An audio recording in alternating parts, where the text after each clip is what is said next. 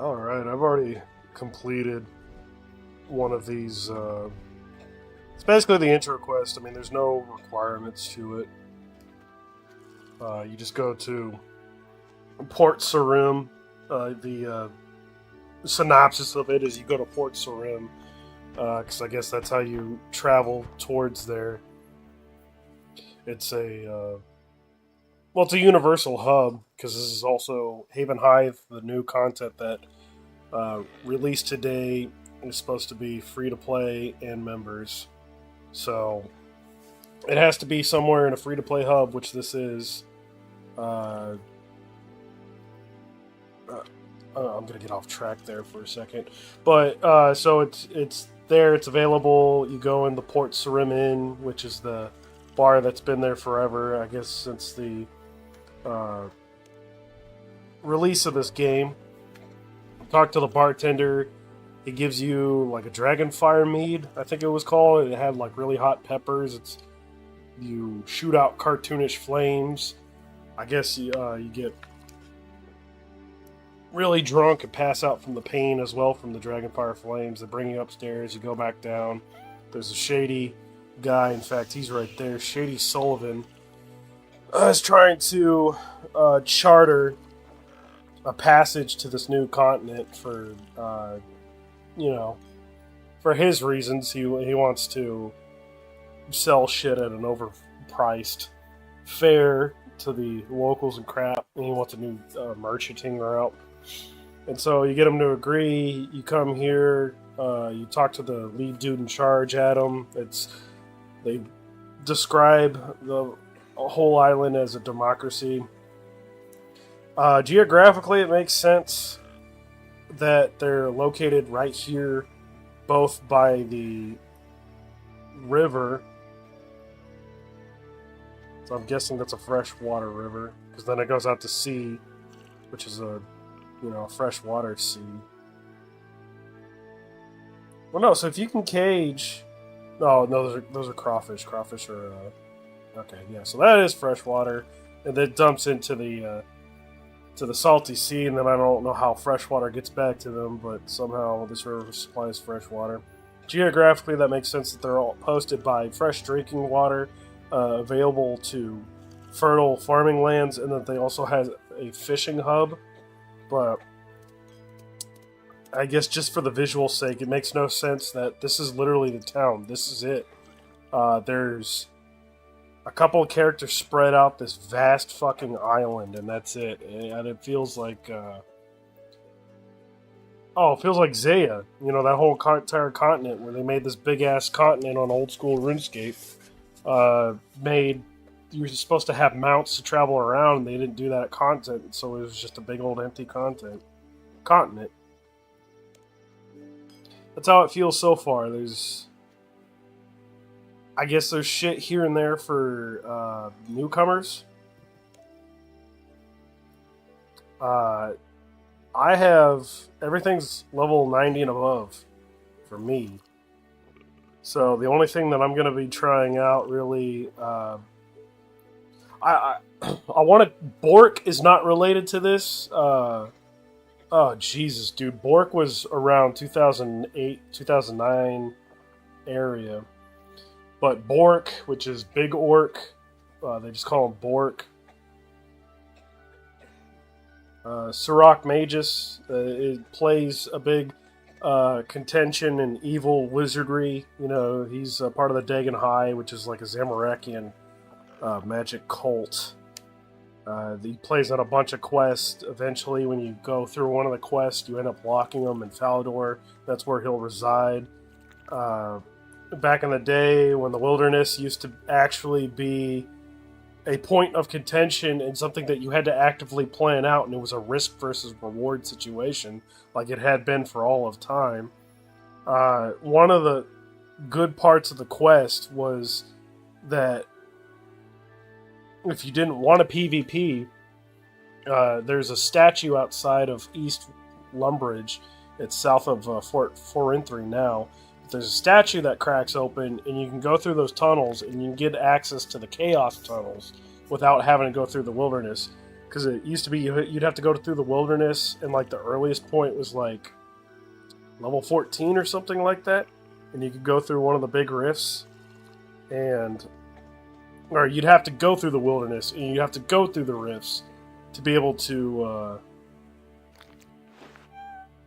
What am I even talking about? That's wrong in its entirety. We're talking about rune crafting. Rune crafting, you'd have to go to level 14 and go through the altar. But if you go through that tunnel back in the day, you still can now, but it was more pliable for back in the day. Because either you would have to sit there and run from Edgeville and go through the abyss, which you could still be nuked by people camping the mage out there for the abyss. But you would either take your chances running to the abyss and then teleport there to that altar, and then having teletabs to teleport you back to Varrock.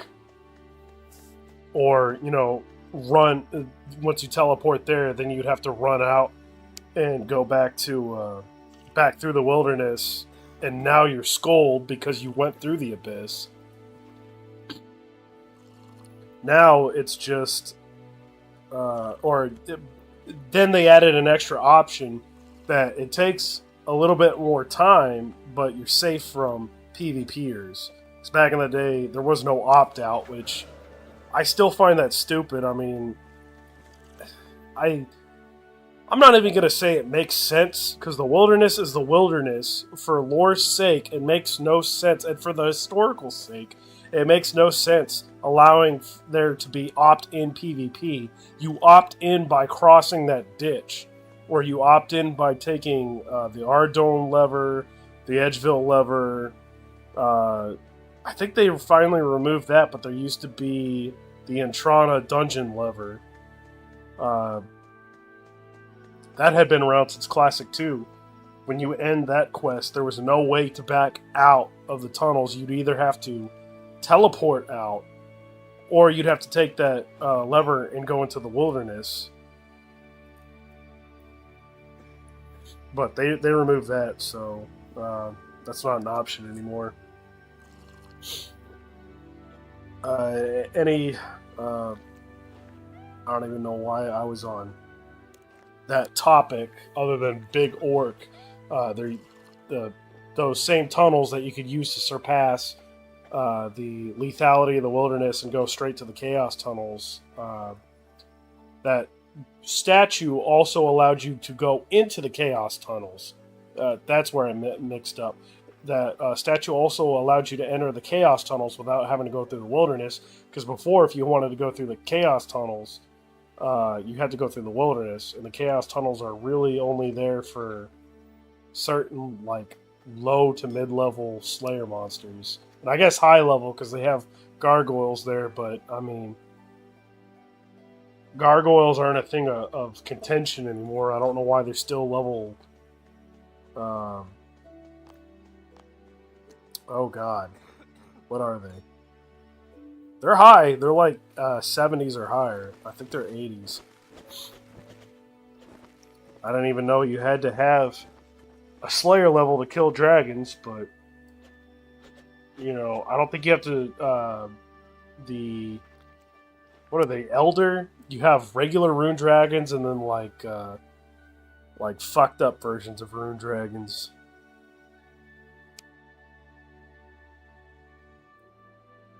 Whatever it is. They're working on skills. They've added shit to 110, man. They really need to get on 120, because the vast majority of the player base that still plays now is on 120. Like,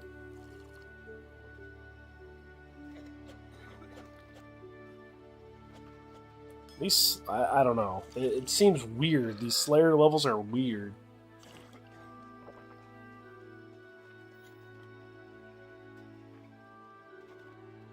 Oh, where was that? I saw it. I saw it said gargoyle somewhere.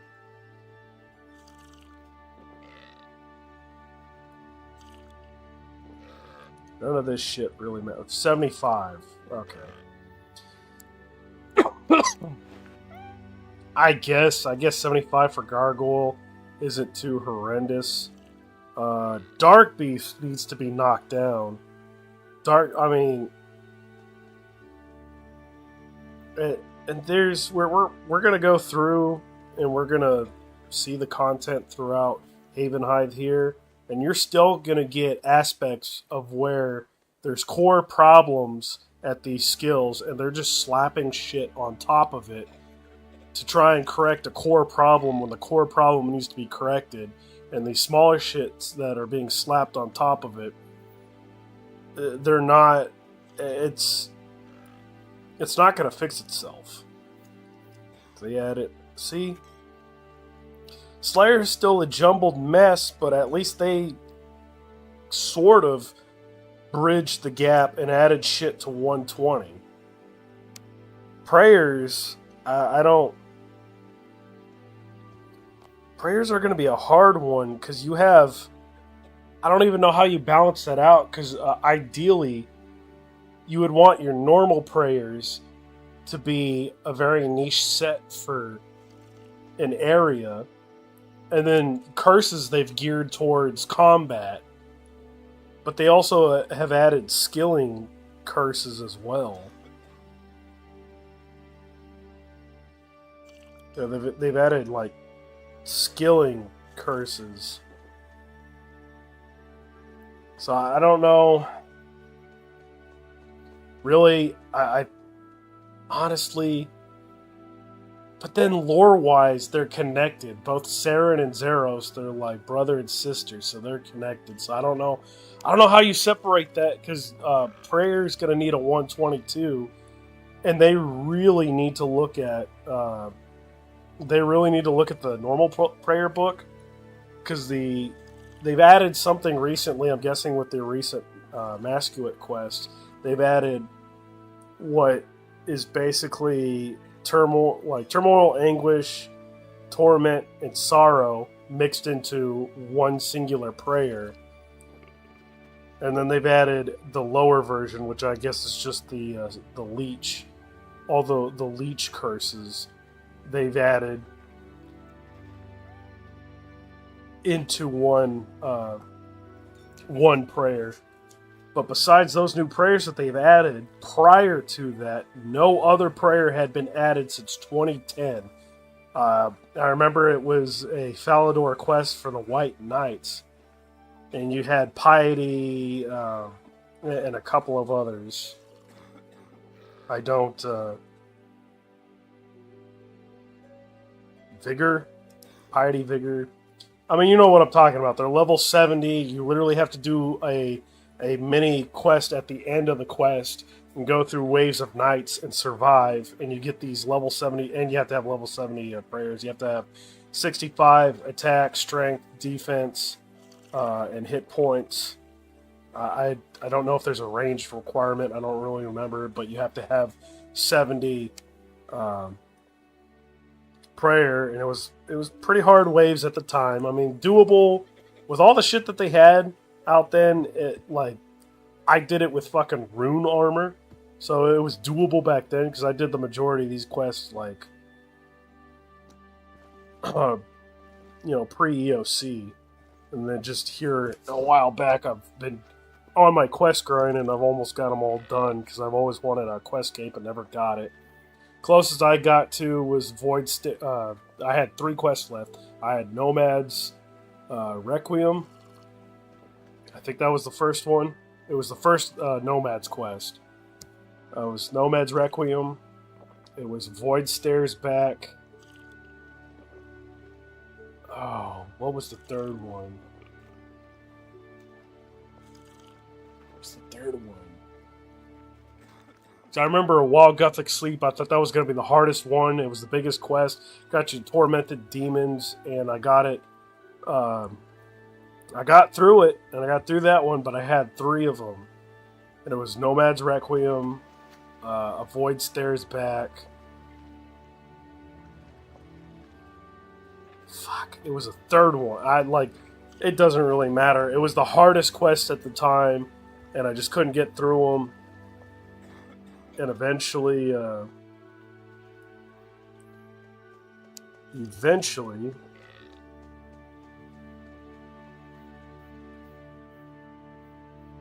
had quit, damn, 2015 had no fucking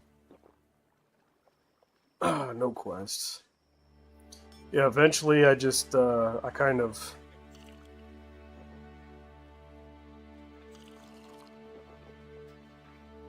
gave up.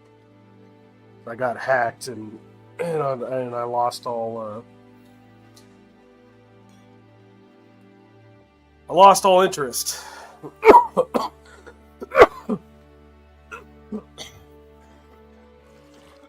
These all released at the time. I guess they didn't have the sagas out as quests. They were like the mini quests where they were hidden at the time. Like they didn't have mini quests out there in the open. Like you kind of had to.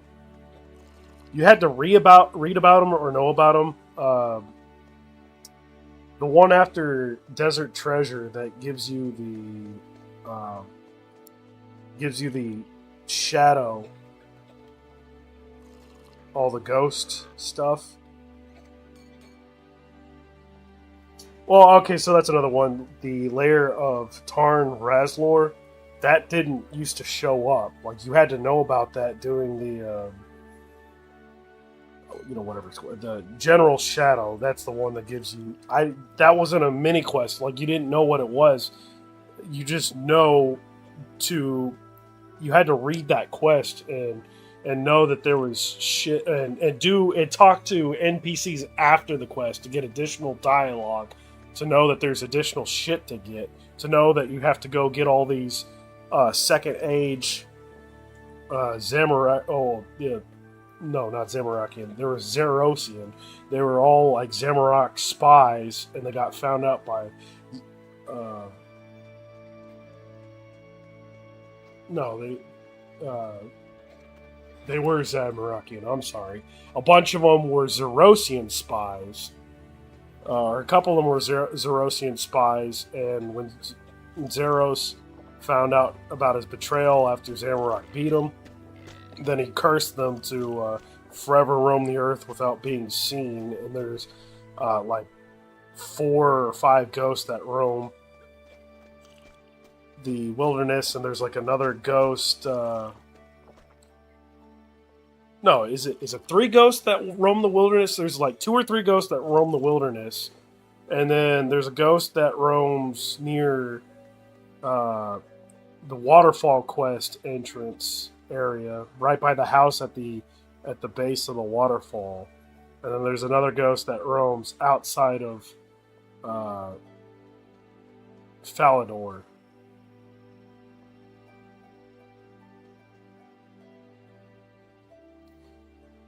Anywho, long story short, they didn't used to have all this shit here, so the sagas I did not have completed, but all the main quests that you could see, yeah, Nomad's Requiem was one.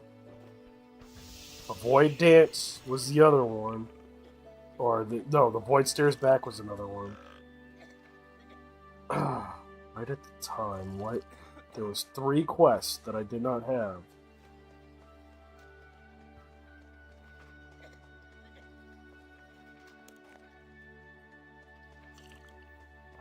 Maybe the Ritual of the Maharet? Or the Majorat?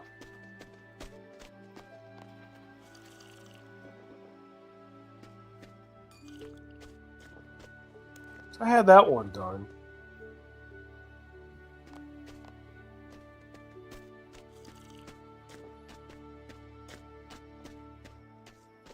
So I had Wall of Guthic Sleeps. I had that one done.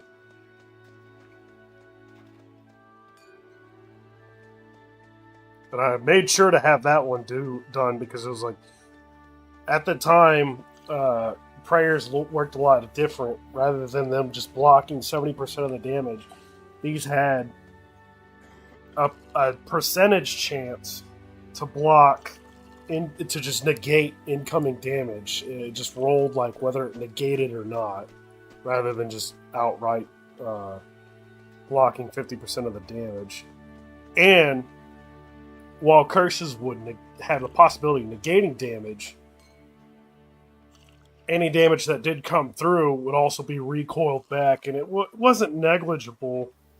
Like, the damage that gets recoiled back in this game with EOC, post-EOC, is just bullshit. Like, curses are still good, but it's mostly for DPS enhancing. It is not for damage protection, because the damage protection just seems to be pretty bullshit on its own.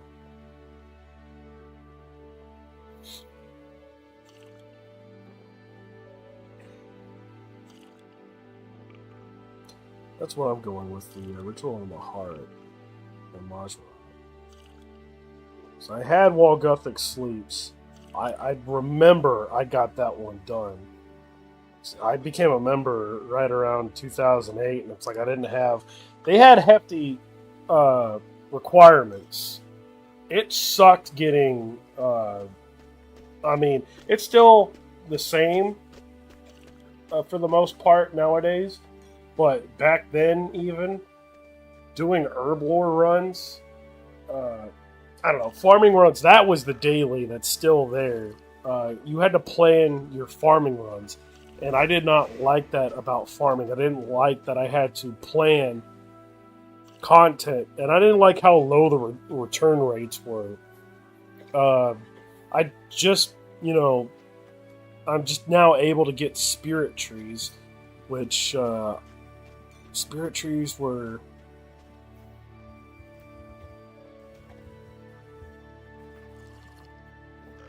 I gotta look at farming. The spirit tree itself has been around forever. 2005? So this has been around forever, but the way to get seeds...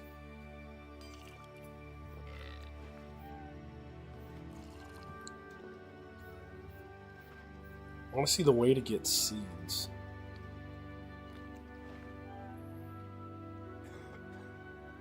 Okay, so that's the same way as getting it through bird nests. It basically was bird nest seeds. It was 1 in 90. And the only best way to get through them is through managing miscellanea. Basically managing your kingdom. And you'd get a bunch of junk. Like, you get a bunch of low-level farming stuff. Very rarely you get the higher stuff, like magic trees. So I've done a ton of those. And I've only gotten spirit seeds now that they've had the enchanted magic trees, which gets you... Dude, it boosts your bird seed trees up by a lot. You would have to sit there, in the old days, you would have to sit there and farm giant mold, do that a bunch, trade with Wyvern to get a bunch of birds' nests and crap. Chop just an ungodly amount of trees. The only thing back then was the rabbit's foot necklace. And I've tried that, and it doesn't fucking get me anything extra for shit. Shit, I got the Sentinel, the full Sentinel suit with all 3 tree divot, the D&D skilling suits activated, and even that one doesn't get me anything.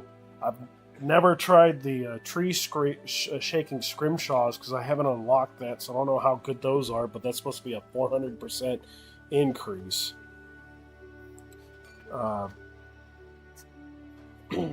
Yeah, I've tried all that stuff besides the scrimshaws, and the only thing that's a huge impact is that. And through doing that, from woodcutting from 100 to 101, I've only gotten... I've gotten 2 spirit tree seeds.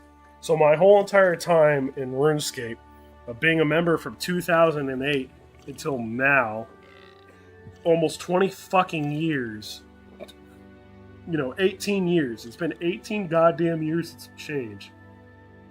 And now is the only time that I've gotten 2 of them. I've got 1 in Miscellanea that's planted and fully grown, and I've got 1 in Port Sarim, because that's, oh my god, having 1 Port Sarim to just be able to load stone there, and then I can spirit tree over to Prif, or I can spirit tree to managing Miscellanea.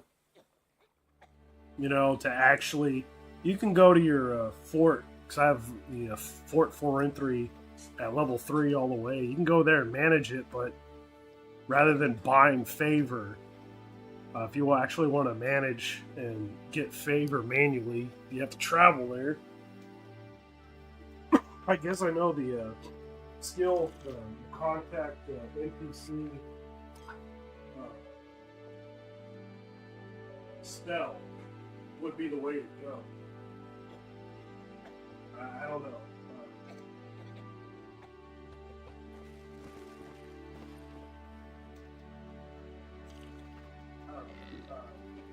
I got off on a long tangent on Dailyscape, and it's like, you know, they bitch about all like the challenges and stuff being Dailyscape, and it's like, you've had Dailyscape pretty much since the Tears of Jagex has been introduced, since 2006. You've had Dailyscape. Before that, farming in 2005, you've had Dailyscape. You've had Dailyscape for 20 years.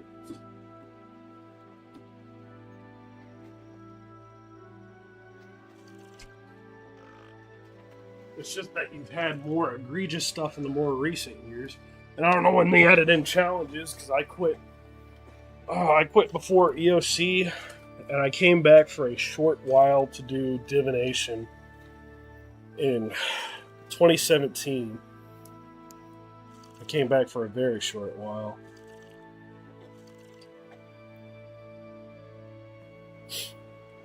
And I came back in, I had friends that talked about divination as a new skill that had been out. I did divination. I went from 1 to 90 in less than a week. And this is while I was working and everything, so I'd come home, I'd do divination training for a couple hours during the weekdays, and then I spent,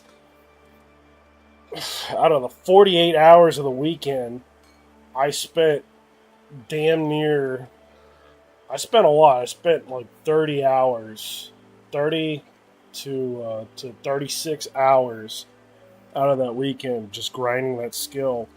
And I got up to 90, and it's like, this is the most pointless, boring fucking skill. You know? Because I saw what it was for. Like, you get it all the way up to the highest skill, and it's like, what are you going to use this for? They have the onyx dust that you can get from...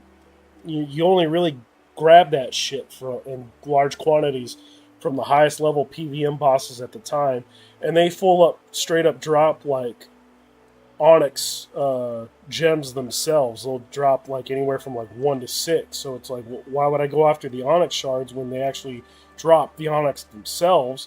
And the things that drop the onyx dust, they drop them in such low quantities that you'd have to sit there and farm them forever to get one onyx uncut gem. You're sitting there spending, you know, like whatever, even if you're spending 100,000 an hour in supplies to keep yourself at these monsters, you'd end up making like the equivalent of 20 to 50 GP, 50K an hour, and it's just like, that doesn't make any logical financial sense. I'd rather just buy, at the time, onyx gems were like anywhere from 2 to 5 mil. Like, I'd just rather spend that money, and I don't want to spend that money.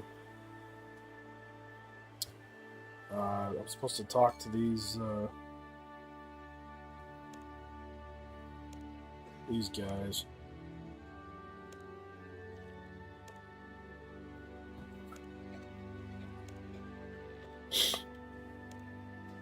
But yeah, after that short little hiatus, or that short little spell that week, I quit again, and I didn't come back until 2019. I came back for a little 2019, right for when Mayhaps dropped, because like Mayhaps was one of the ones that I was interested in. I remember doing the desert quest, and I'm like, and seeing that bridge cut off. It's like, man, this gives me the feelings just like looking over at Tal'Vori from Falador being free to play. It's like, I wonder what great things that they have in store for it. And it just became just a worthless fucking city. Like, you can go there now, and there's no one there at any times. There might be one person in the VIP skilling area. I never see anyone doing the shifting tombs at all, because that's worthless. That shit's pretty worthless. I guess if you're trying to get the, it's before the Copish of the Carid. It's the unaltered version first. You can get the skilling offhand cope, or not the skilling, but the offhand Copish from the game. That's worth a lot. It's like 32 mil or some shit like that for a fucking useless tier 70 piece of shit.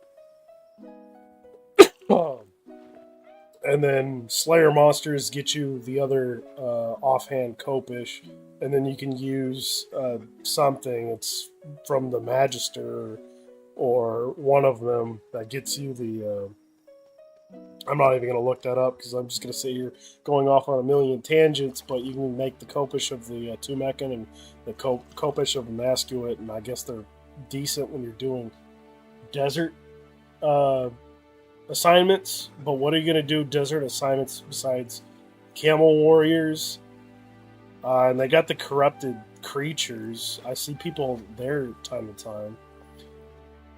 Other than that, the only thing that was good for Metaphos was the Sunken Pyramid for the ability to host your own Slayer dungeon. That was pretty cool. Everything else in that city is just a loss. Like, mid-level players are not using that city for anything. Like, I guarantee it. There's better alternatives to train your mining than there is to do granite mining anymore, so that shit doesn't make any sense. I think that's where that kind of got killed off, because that was the same year. 2019 also had the smithing rework, which was long overdue.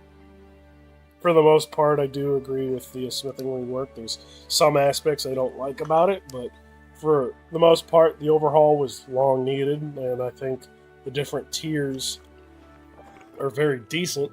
Now, I haven't had any offhand uses of them, because by the time the smithing rework came out, I had 100 smithing and mining. So it's like I was doing fucking masterworks by then when the rework came out. I was mining Amica and light Amica and dark Amica. Right?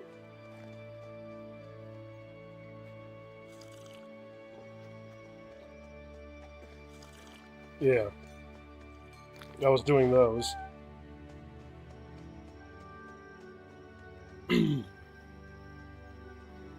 Elder runes are...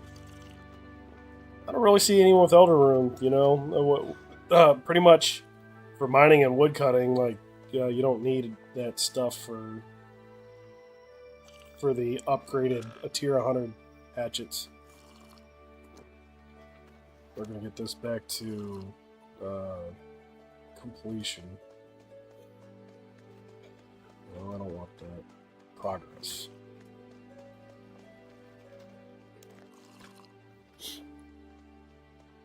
Okay, I gotta find a math.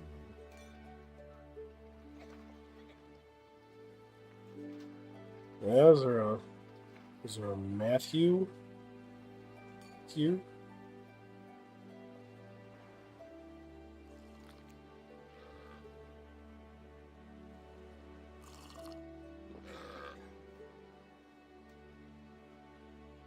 Should a line there.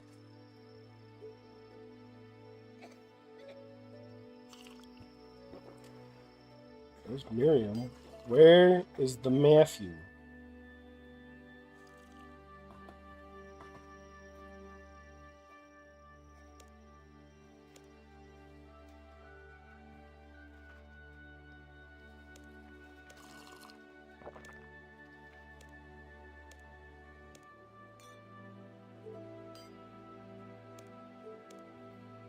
Okay, I guess I'll grab a little beer, why not?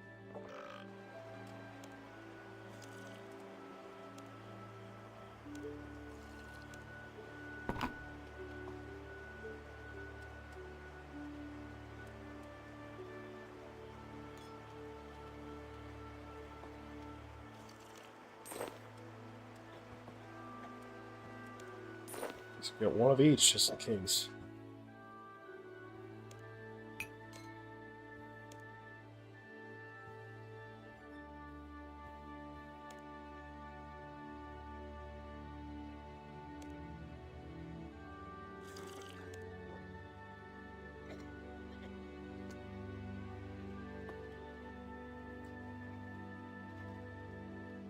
Well. Oh, whoa, whoa. Yeah, this guy. What the fuck?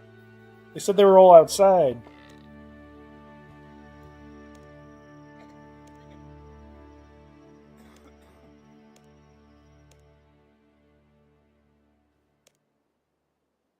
Oh, yeah. Look at that. How did I know? How did I know they're going to introduce a new fucking ale and someone was going to ask for it?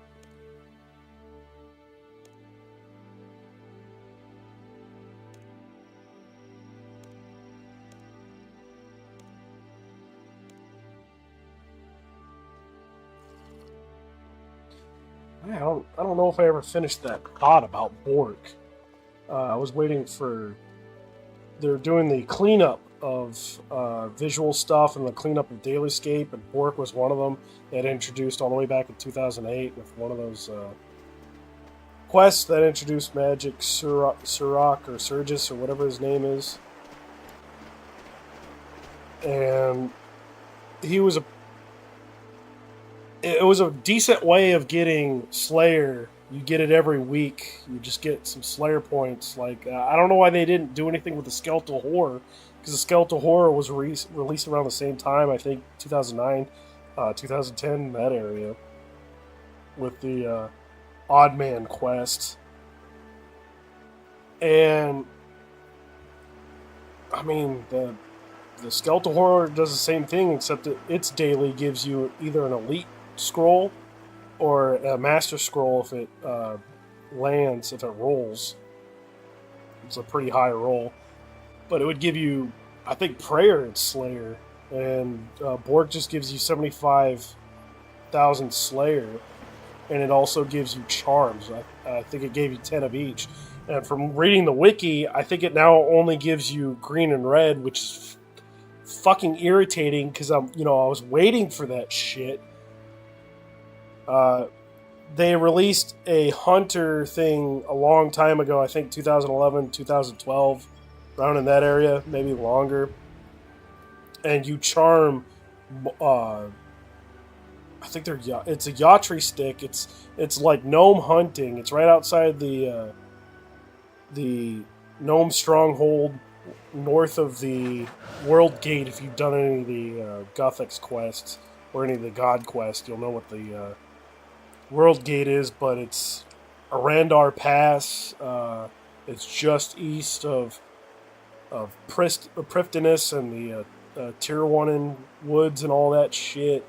But out in the middle, so what I'm trying to get at out is that out in the middle of nowhere, where there's no fucking banks, where you've got to either teleport to a city or run to, there's these fucking there's these little shaking trees that you have to sit there and prod. And you'll get 1/5 of a charm, of a random charm. And that was introduced as a way to have better charm rates. Because charms, how they've worked for the longest time, is that there's maybe a monster that drops them best. Like gold, there's a certain monster that they'll pretty much drop gold charms almost every other death. Crimsons, there's a pretty good chance. Greens, there's a pretty good chance.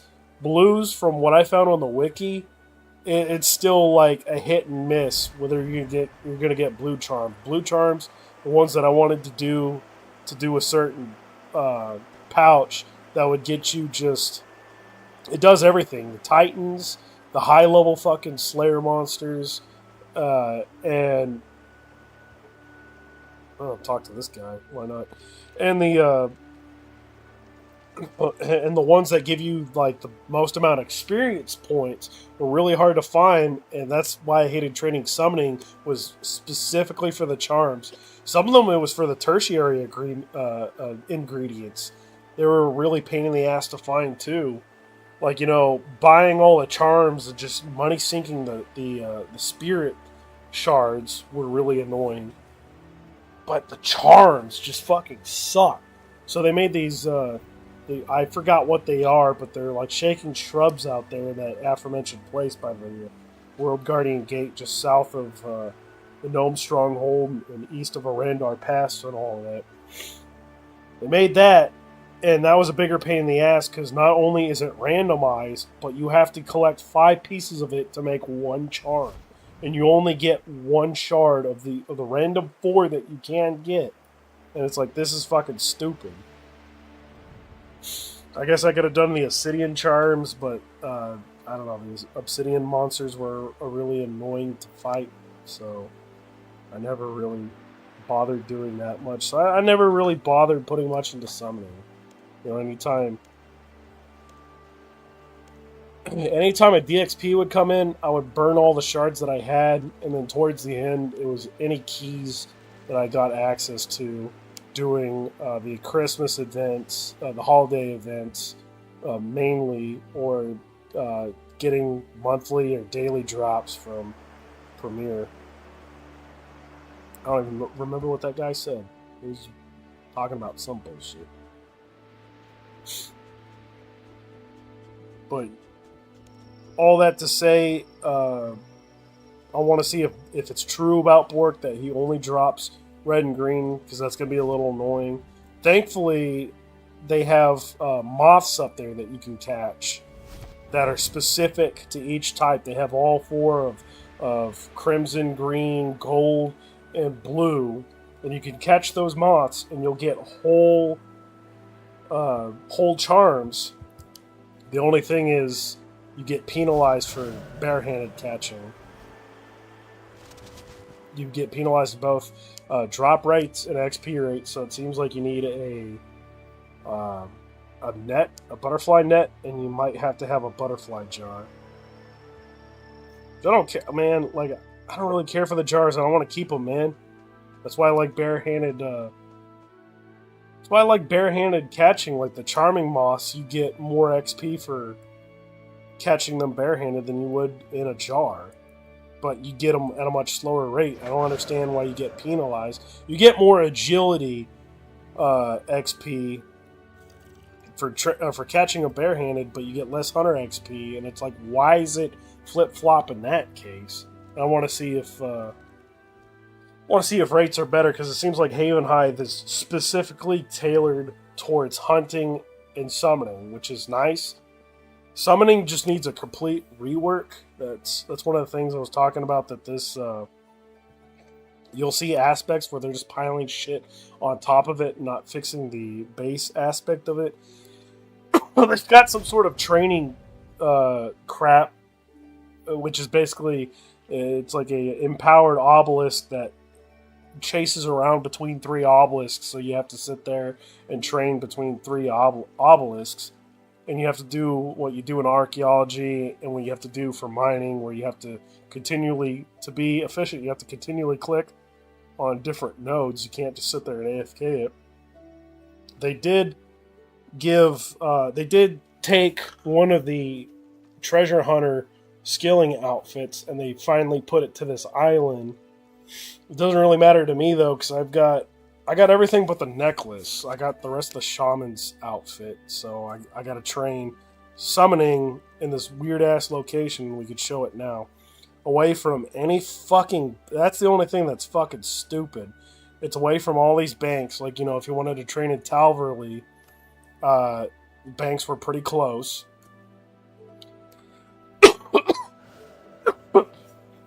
I forget what used to be decent back in the day. The one in Prifdinus is close to a bank. You go to Amelod, and you run like, I think it's less than 10 tiles east. You just do a quick surge to the bank, and then a quick surge back, or you might have to go down, but there's a bank right there. And there's a summoning obelisk right there. In fact, we can look at that.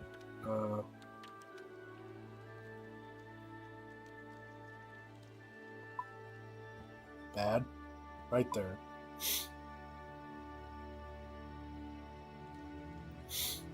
Okay, so it's a little bit. You have to run there and then down and then back up, but it... I don't know. That doesn't seem too horrible. Or I guess you could go there and... No, because if you double surge, you're going to end up right there, and then you'd have to bladed dive as well.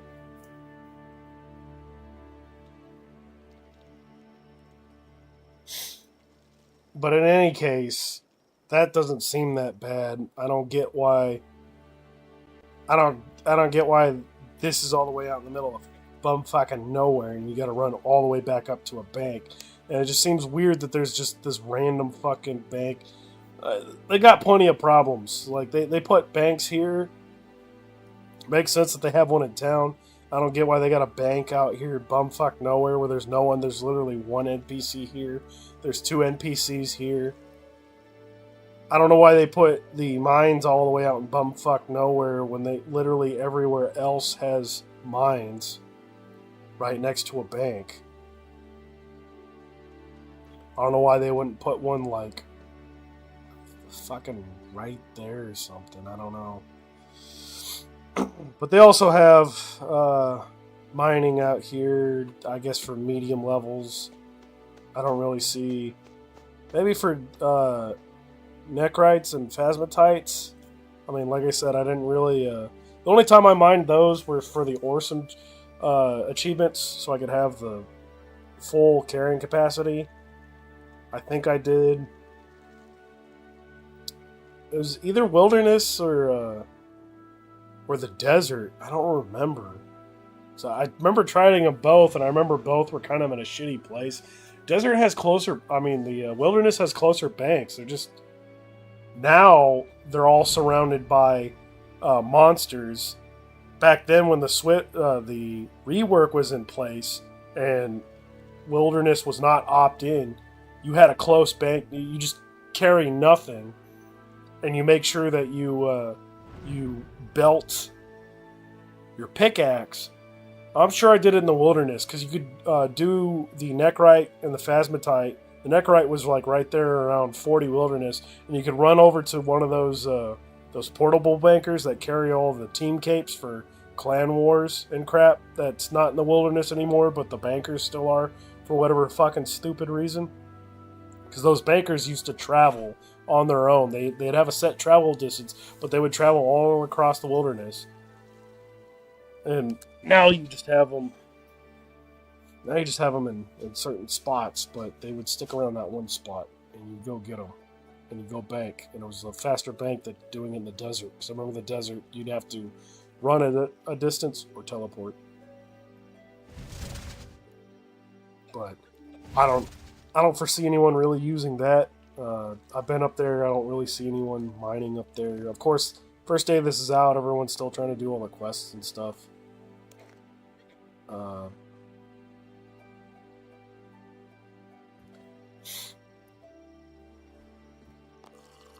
Who is Geffen?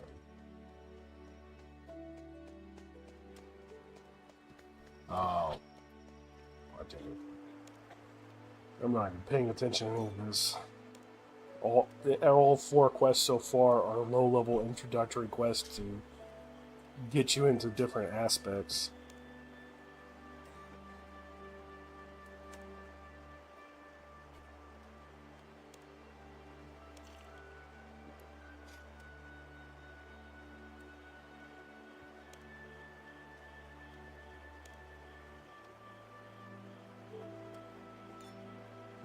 Raz.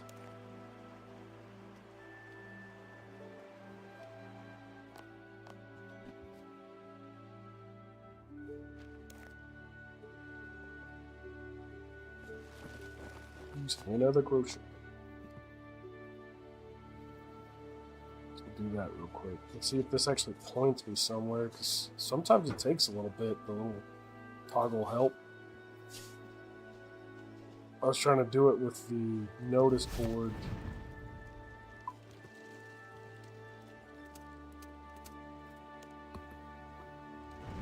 Oh wow, you can also do that via click. It'd be kind of nice if you could teleport to 2 NPCs, but that would be just overboard. Who's Hannah the Grocer?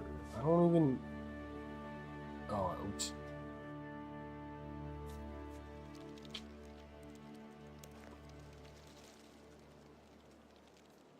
I don't... Maybe I go talk to the notice board and find out where Hannah the Grocer is. Go talk to this dude about making a loot so I can have access to farming plots that I don't know if I'm ever going to touch.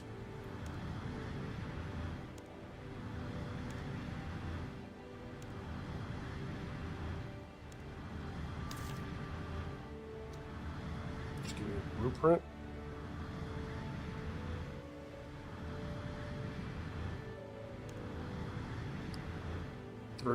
So do they have you and maple on this? The thing that also kills me is I know that maple leaves aren't, you know, that isn't the only thing exclusive to being red, but...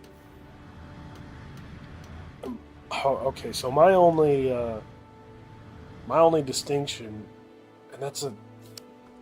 Okay, we're just going to get finished through this one sentence. My one thing about the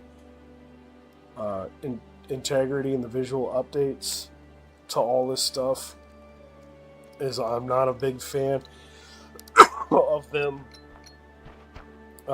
making oaks and regular trees red and stuff, because you can go to Fort Havenhythe and you see a bunch of red regular trees. You're like, oh, those are maples, and they're not. That and the fact that they did not add maples or magic trees to the woodcutting grove, but you can get elders and yews, like that doesn't make any sense. You couldn't add a couple of maples there. You still have to travel to Sears, which no one really does with cutting ivy. I mean, I've seen people cut ivy here, so I don't know if that's a new meta, but I don't really see... I never see anyone in Sears Village anymore. The place is deserted. You still see people at Magic's, but once they get access to Prifdiness, everyone goes to Prif for magic trees. And they're close to a bank, so... I still would have thought that you had an elder tree added there. Why wouldn't you add magic trees as well? But that's whatever. It says maples, so I would assume that they have maples here. They have eternal magic trees?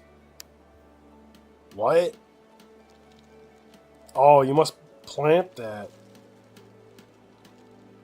I mean, they added magics here, which is nice, kind of. It's out in the middle of nowhere, but I guess it's yet another place that lower levels that don't have all the quest requirements can go for. But I don't see any maples. So you're telling me that I'm going to have to travel... Well, we're going to leave that alone.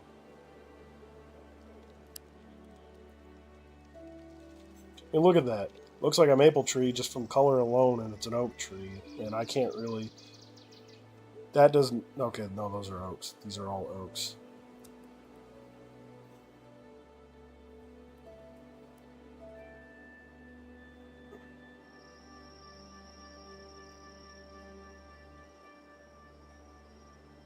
So I wonder if maples are just...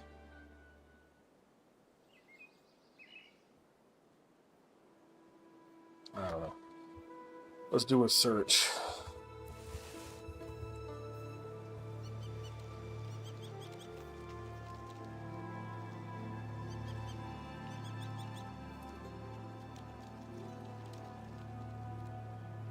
Oh yeah, I forgot that they added maples to...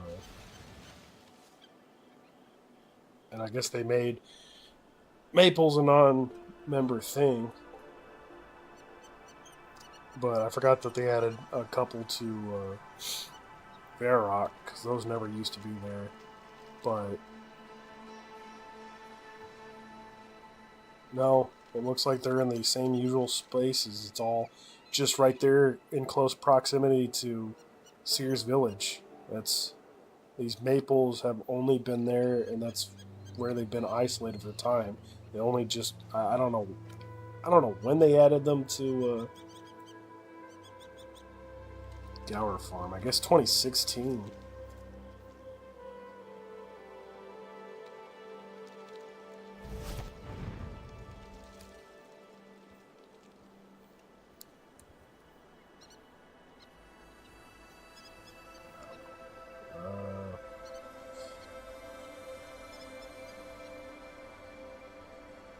don't even know what's all up here yet.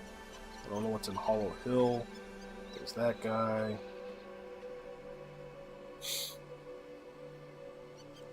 I don't know what I'm doing. I gotta come back down. Let's come back down.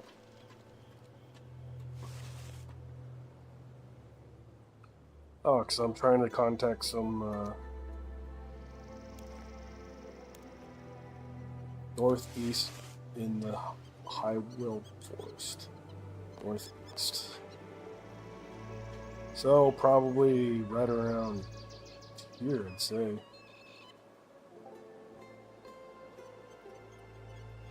They had and agility is another thing that needs to be done with. They need to make that, like, agility, like, something tied to adrenaline or something. Like, I mean, I'm pretty happy with the run boost.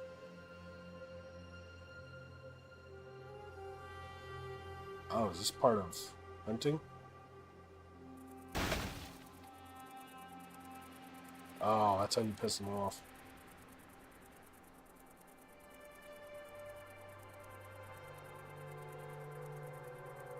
Okay. Nothing in my hands. Oh, that's gonna be beautiful. No blue ones, though. What the hell? Nothing but greens.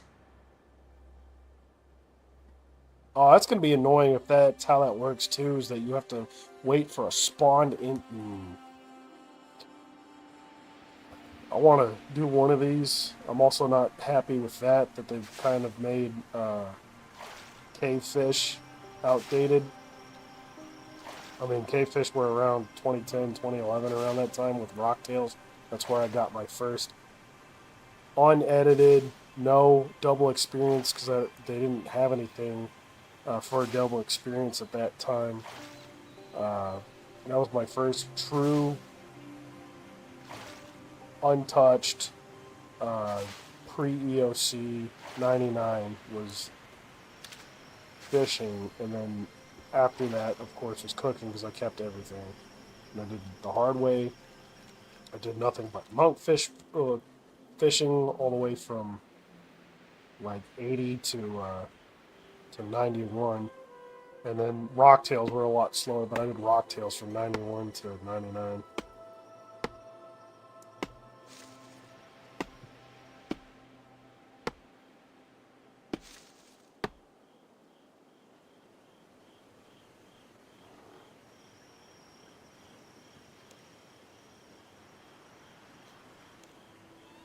Weird that they have these creeping ivies all the way over here.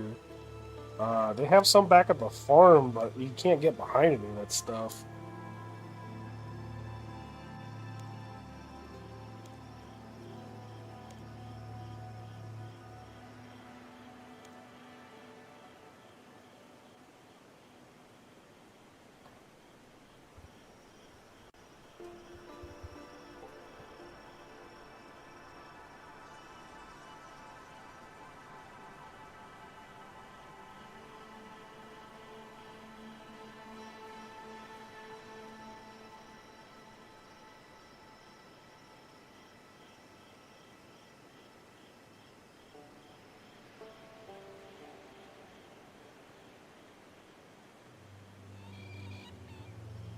Oh, that's why everyone's there.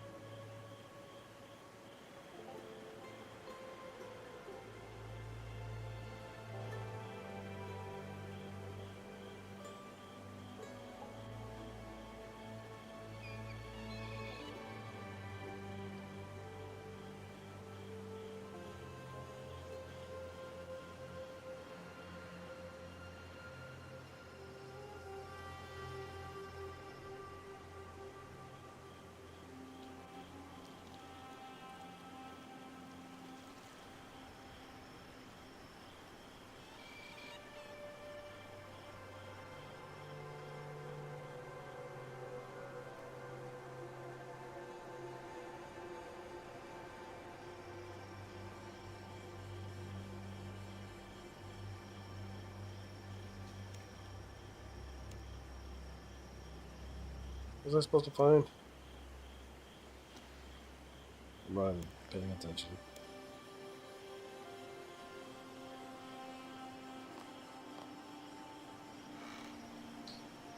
I'm gonna go all the way up here.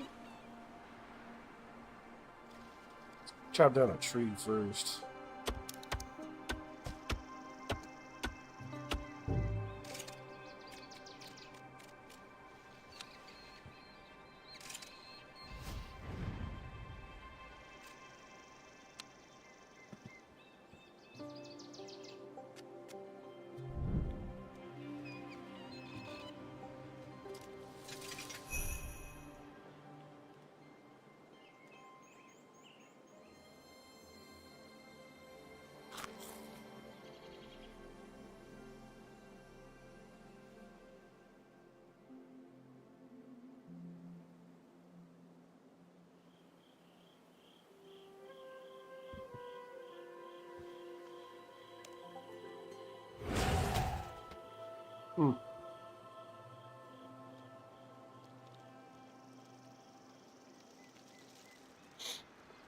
I'll have to read up on what the volatile chinchompas do. I knew they were adding new ones, but I don't really remember.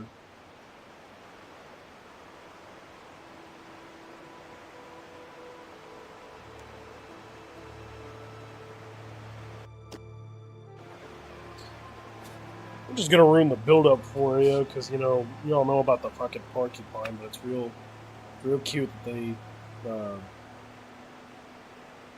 they're hinting that this is a vampire problem. Unless it is, I don't know.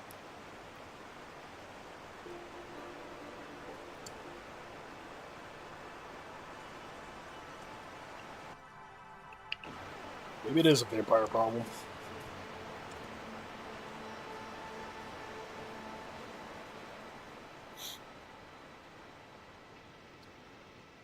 Do those... I have that and that. Do those really do anything?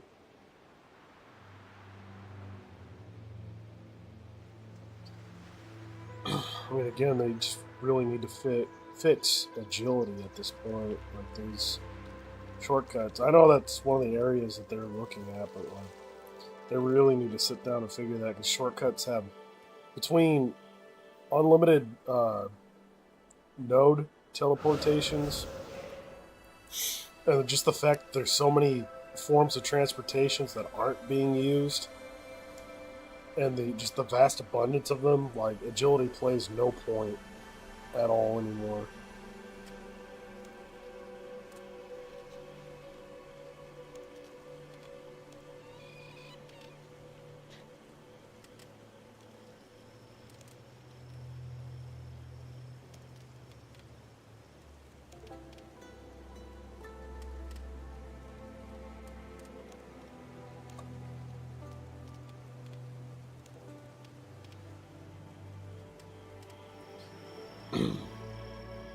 That's what sanguine means, because, you know, to be honest, I'm...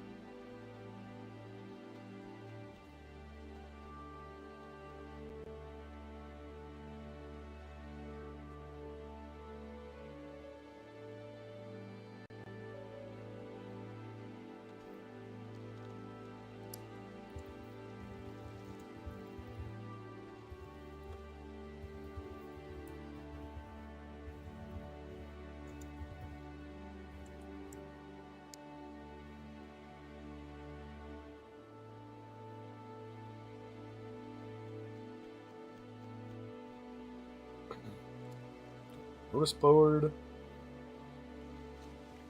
Who's Ruben? I was just a bird trader.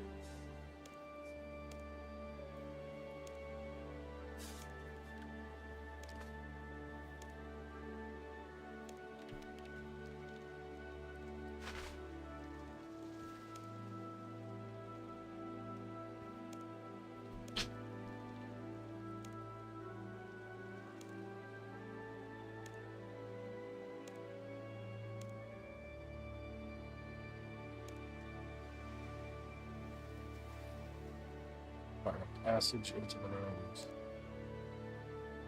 rooms. So there seems to be a bunch of side content here.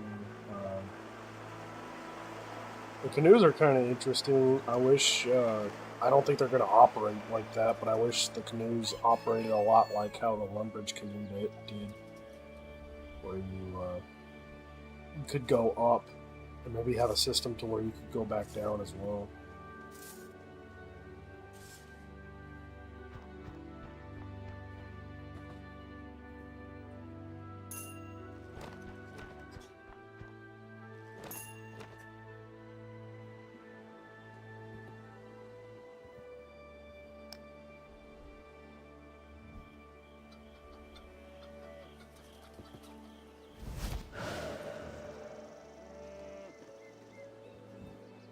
One of these days I need to pull out my Ceradomin Zamorak Hawk. What's Ceradomin? Like a sparrow or something?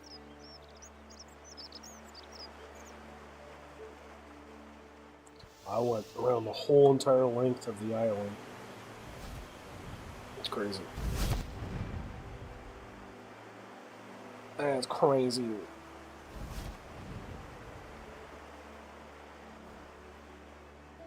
Nuts that you have to be able to sign in, you know?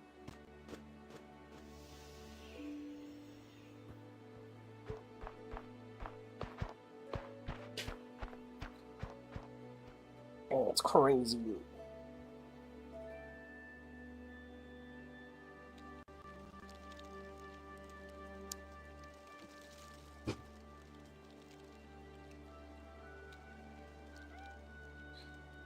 Notice board. There we go.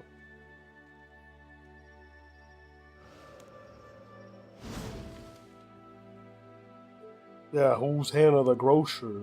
Right there, right? I'm gonna be fucking stupid as hell. Oh, is that the grocer?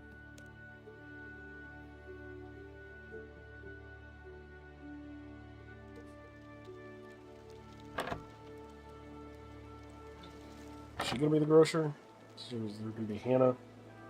Hannah Bobana, Me My Fofana? Yeah, there we go. What's with all the doors, man?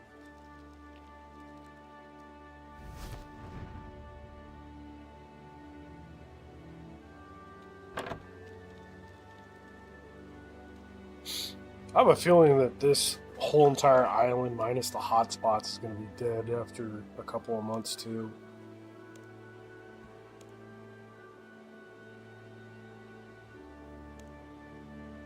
Oh, Vac. Okay, never mind.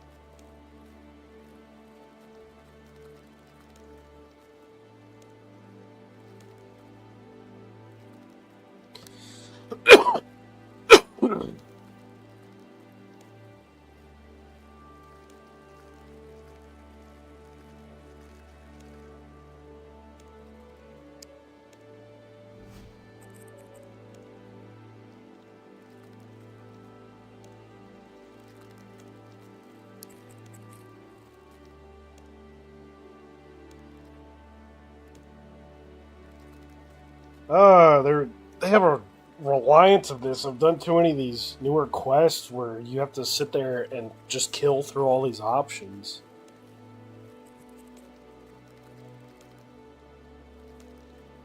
I mean, I don't know. I used to sit there and pour through all the options, but nowadays, like, none of the quests that they do really intrigue me enough to find out more. Unless it's the Elder Gods quest lines. I did try and do all the different what do you call them, dialogue lines, so I was really interested. They did a really good job with the Elder Gods quest line. The Sliske quest line, superb. I love Sliske as a character. These newer ones, though, not really. The newer Zamorak one was pretty good, but I don't know about, the stepdaughter, arc and all that. It just seems very unneeded. It seems like a case of adding a POC just for virtue signaling points. Like, that's what that whole entire thing felt like. Just someone's self-insert, almost.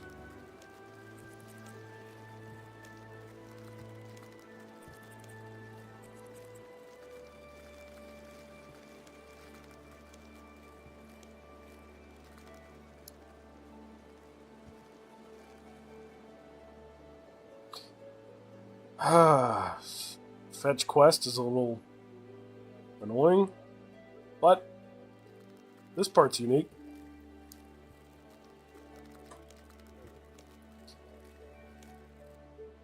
I like how all the graphics are freaking out every time there's a quest dialogue.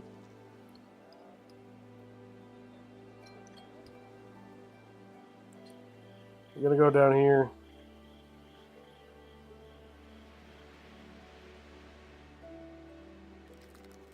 Oh my god. Just keep going down there.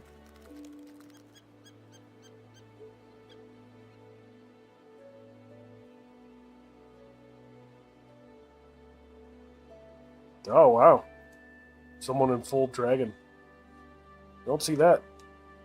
It's funny how tormented dragons are the only ones that drop the shards. And I don't know if anything drops the full suit, because I haven't been that far. I know there's more sources that drop the full helm.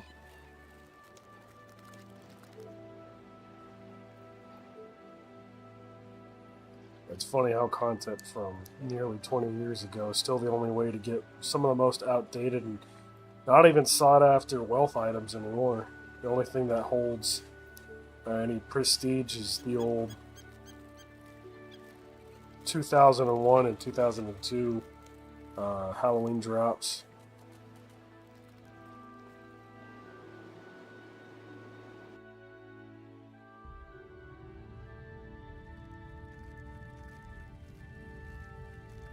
That crab.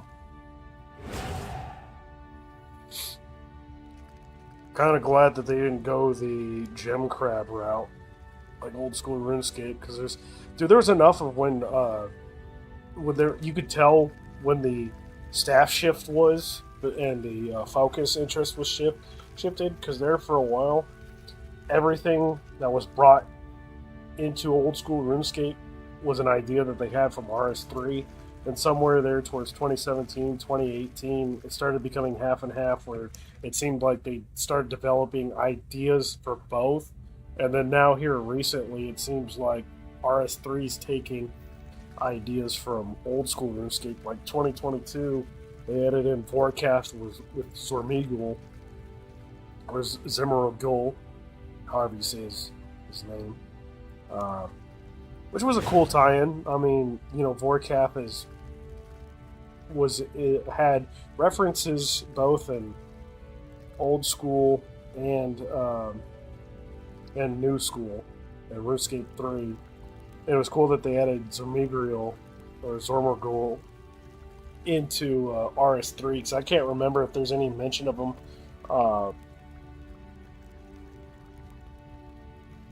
before 2007. I don't really remember the Shield of Arav quest all that much, if there's a mention towards him directly.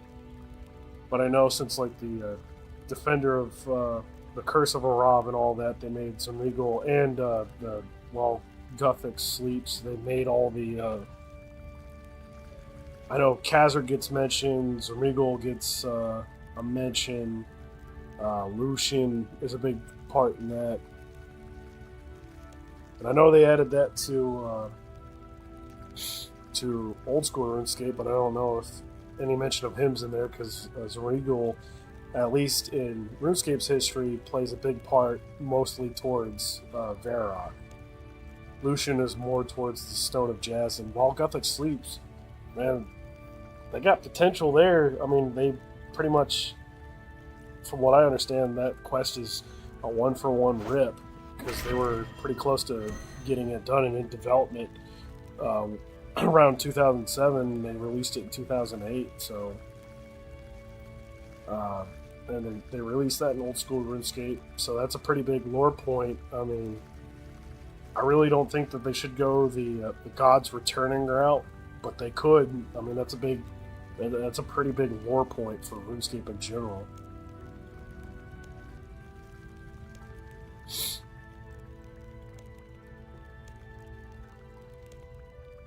Am I going to get yet another thing to add to the cranulet?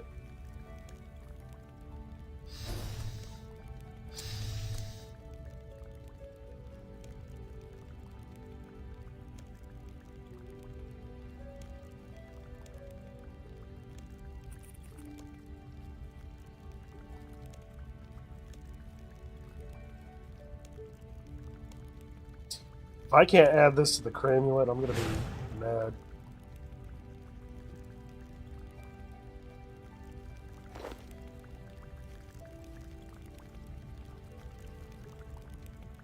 Really?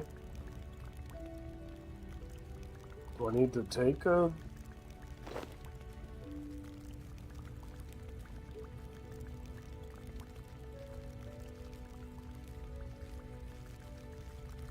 Oh, I have to craft it.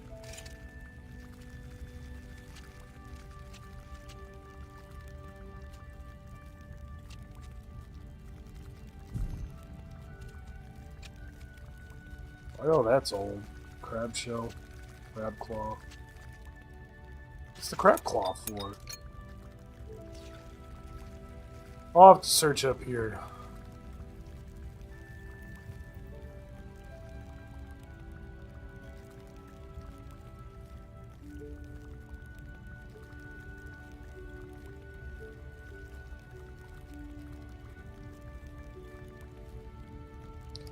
Oh, so now you can just kill crabs here. You don't have to do all that nonsense and go to Muspa Point.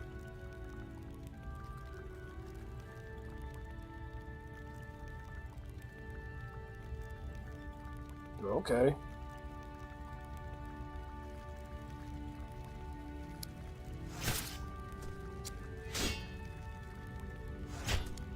Damn, that went up? Last time I had this, it was 80 million for a... Why did that shoot up so much in price? Because I got it around there when it was like 30 mil or 40 mil, but it shot up to almost 200 mil at one point.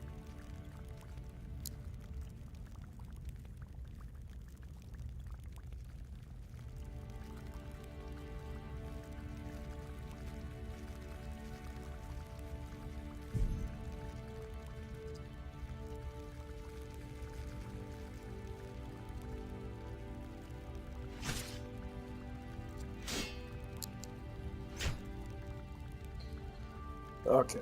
Every time I look at one of these, it's just another, you know, it's a big rabbit hole because there's so much shit that changes that I don't.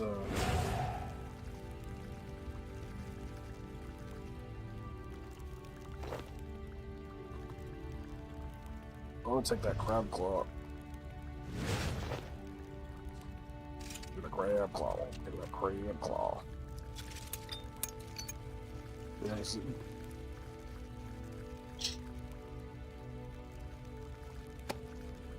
Trying to sit there and game for this crap is just annoying.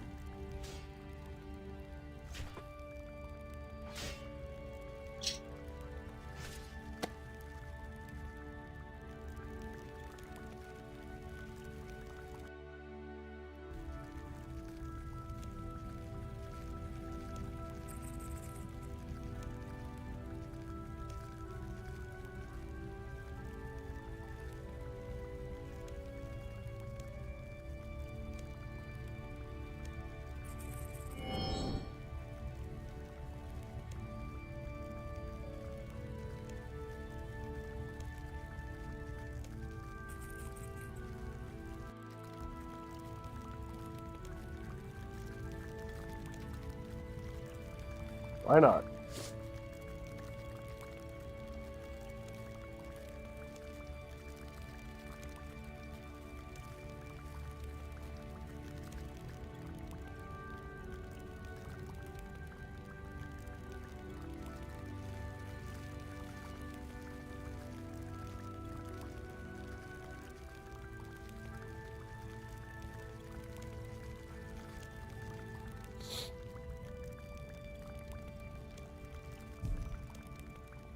Man, just allow me to fast travel there. That's another thing I hate is a bunch of these quests, when you do fast travel, will take you to one place, and then after a certain point, you have to find your way back. Just allow us to fast travel. There is no... What is the word for it? There's no... What is the word I'm looking for? There's like no value in the experience of just walking back and forth. There's nothing to it. Like, I'm not taking this in. I'm not being like, ooh, this is such a cool area. I mean, this is just like a whatever beginner looking area, man.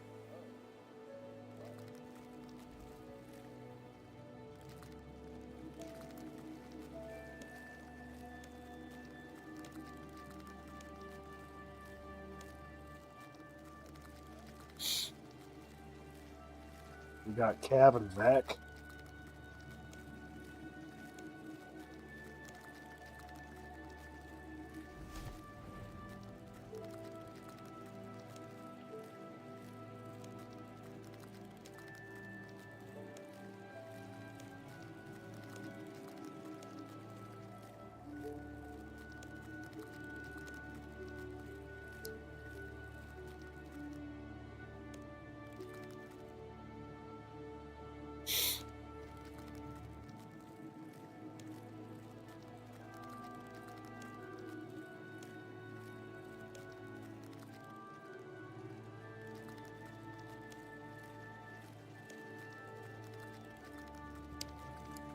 I still have to figure out if, because that's another point of contention. There's no bank by this farm over here. From the article that I read,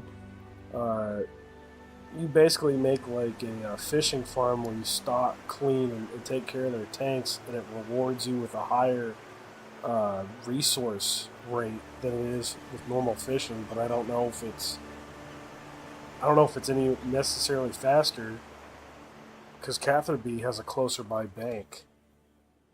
The fishing guilds has a closer by bank, even though the fishing guilds is kind of, it's out there and there's like better areas. Like, Catherby's always been a better area even since its inception, so the fishing guilds just kind of serves no purpose. But there's a boat down there. Oh, no, I probably have to go there. Yeah, the fishing here is just weird. Like, they have these giant crayfish that you can, it's like a new fish that you can fish for. I've already said that I'm not fond of it really usurping. It makes no sense that it's only 50 health points less than a cave fish.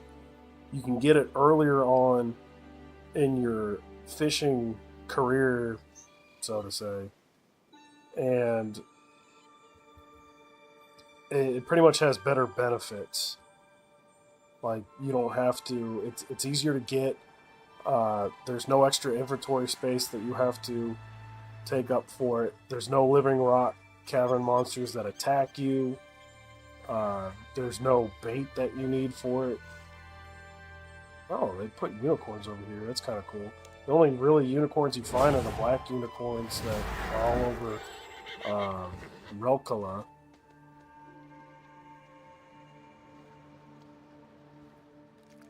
I'm just gonna say here. Ooh.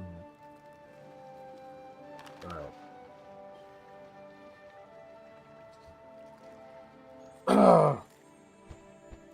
But yeah, fishing on this, like, they didn't really put a big thought into it. I mean, they already have the fishing hub. Like, I think the fishing hub is probably enough for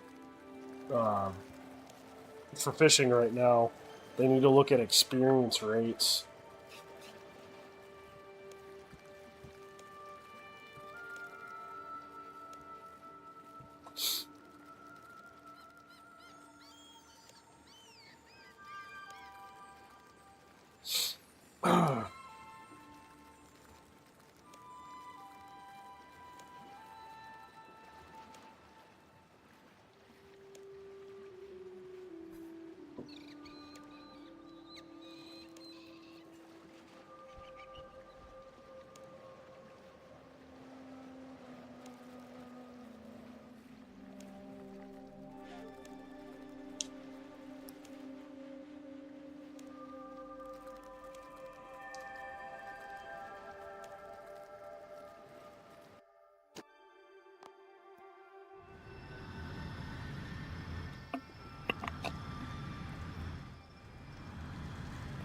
Oh, wow.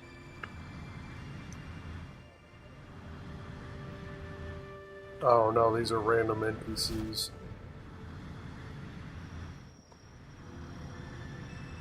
Yeah, these are random NPCs. Tazar Butt, Xenius, Durdad, Swamp Shrub. These aren't real people.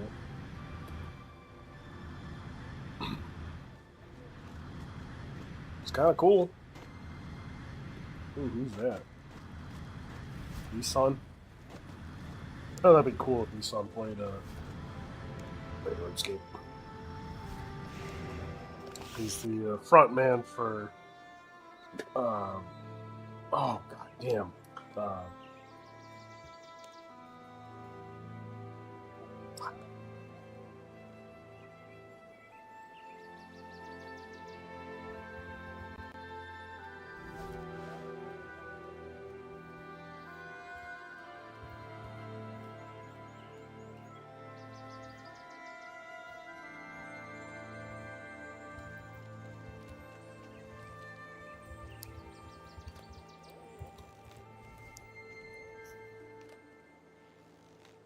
Emperor. Why couldn't I think of Emperor, man?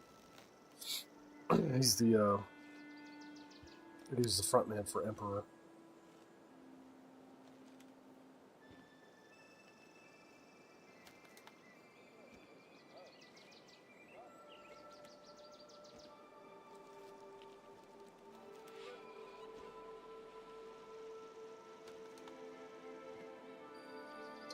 They really got a bunch of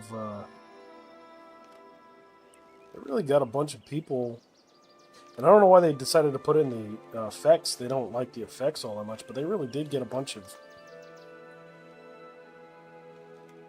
like names, and they programmed a bunch of NPCs and people with different skills to run through. That's kind of impressive.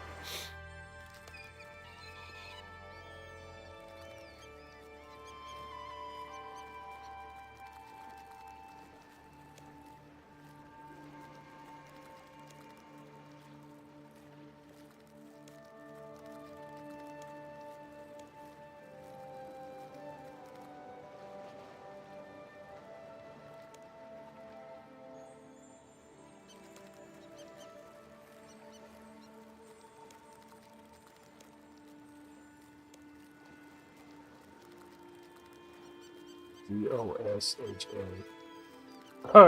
Gosha. Okay, that's funny.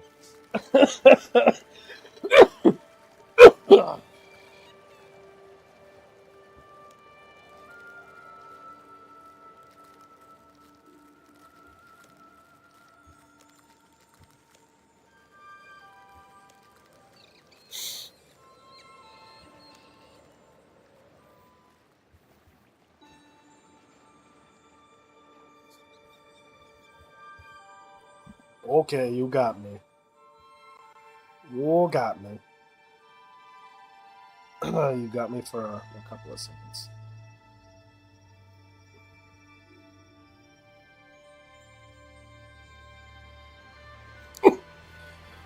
Oh man.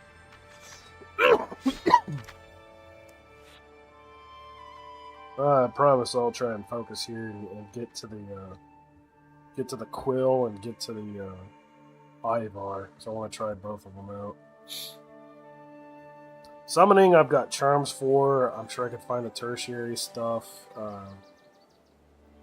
I have a feeling that they fucked up Bork, man. There's going to be no reason to go back to Bork. I mean, I'm not so mad about them removing the daily aspect of it and not gaining XP from Bork anymore. As more as I am uh, mad at the prospect that the charm drops don't work the same anymore, and you're only able to get either, like, that's the stupid thing. Like, you're only able to get green or crimson. Like, they couldn't add gold in there. They couldn't add blues. Like, you just get, like, because that'd be more acceptable. You just kill Bork over and over and over again. I mean, he is a high level, 44,000 health monster that does. The Surok does magic damage and he does physical damage.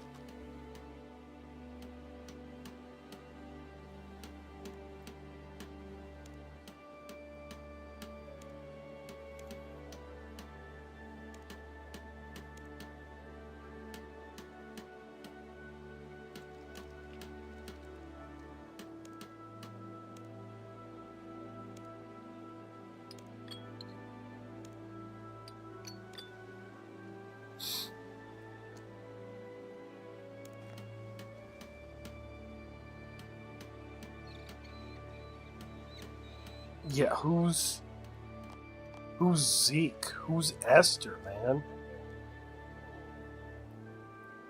Who are these people? What?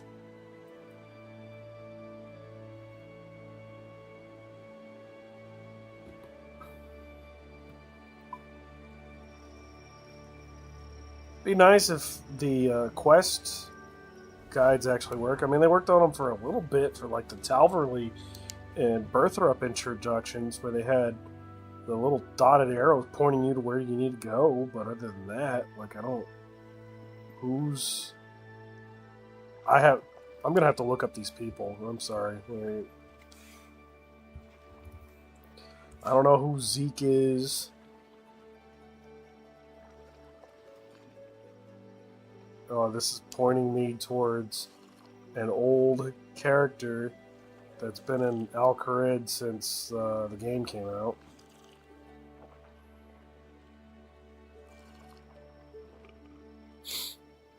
Oh, yeah, I forgot. He's the fucking hunter. Dude, I don't... Like, these people are so inconsequential.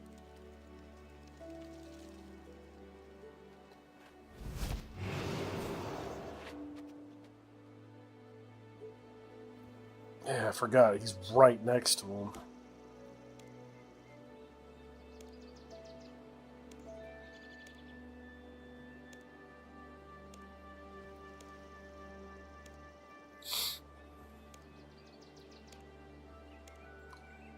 Esther's in the lighthouse? Let me look this up. Esther? Yeah, okay. I remember her because it's like, okay, you've got yet another character insert up there. You know. I don't know. That one's not really egregious. It just stands out when they made him like blacker than shit. It's just like, holy crap. Really trying to get that POC quota, but like I said, that one's not really an issue. So it doesn't seem like it's an insert just to hit a quota.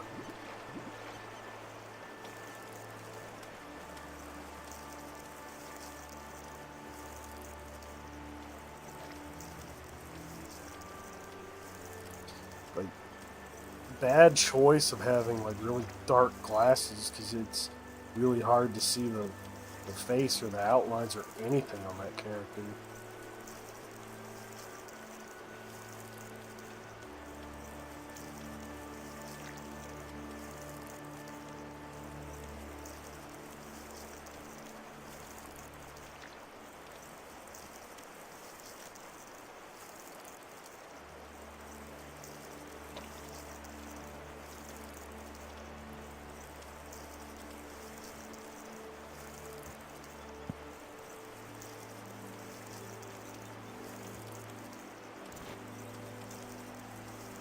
What? Are you kidding me? Why? Why are we doing fetch quests? This is so boring.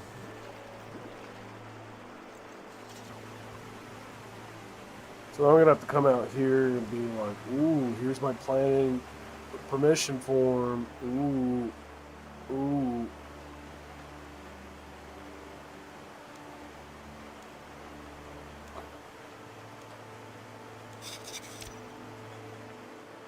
Okay.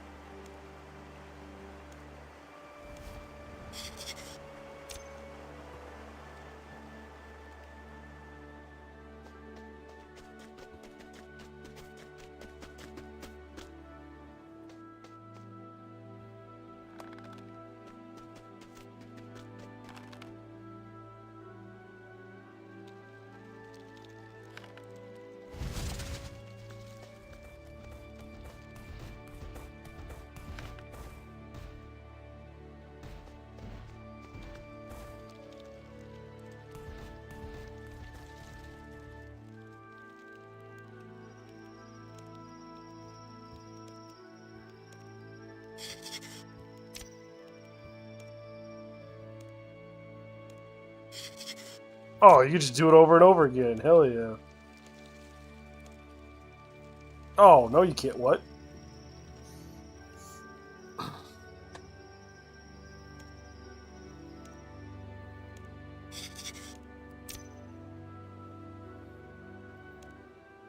Well, Adam's right there, so.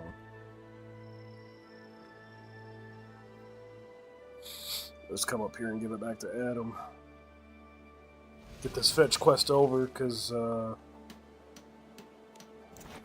I still got the 3.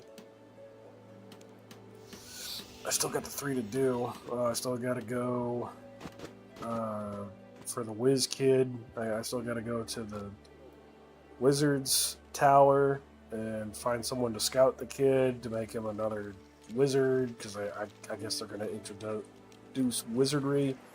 Maybe they'll even put a Pure Essence teleport here, I guess for free players. Might be nice to keep the free players around the new continent. I don't know. Free-to-play players get access to none of the skilling stuff. So no birdhouses, no to the fishing thing. They get trees. I don't think they get chopping ivy. So this whole entire continent is useless to them.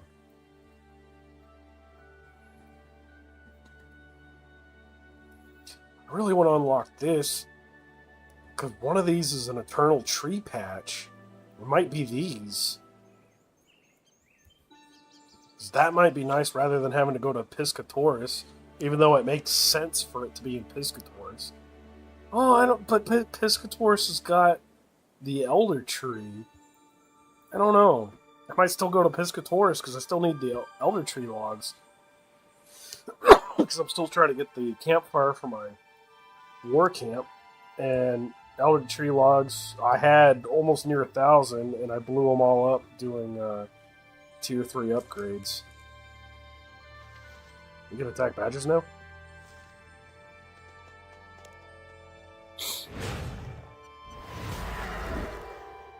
Eight.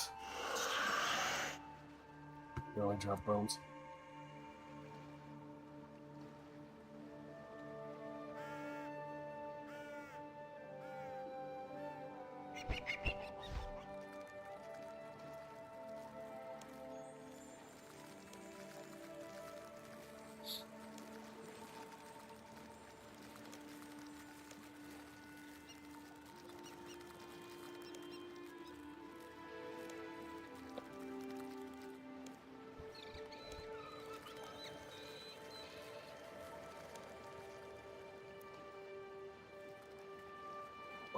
Okay.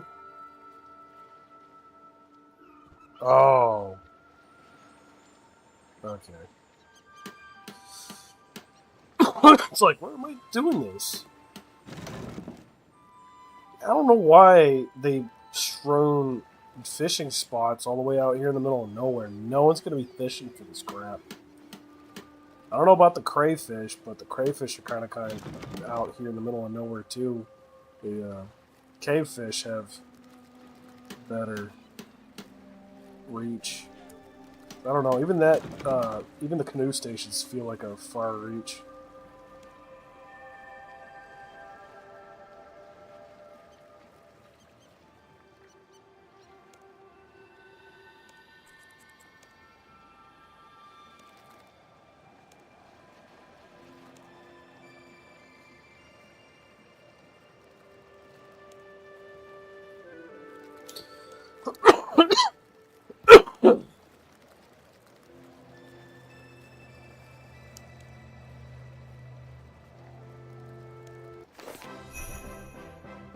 Well, there's one singular quest.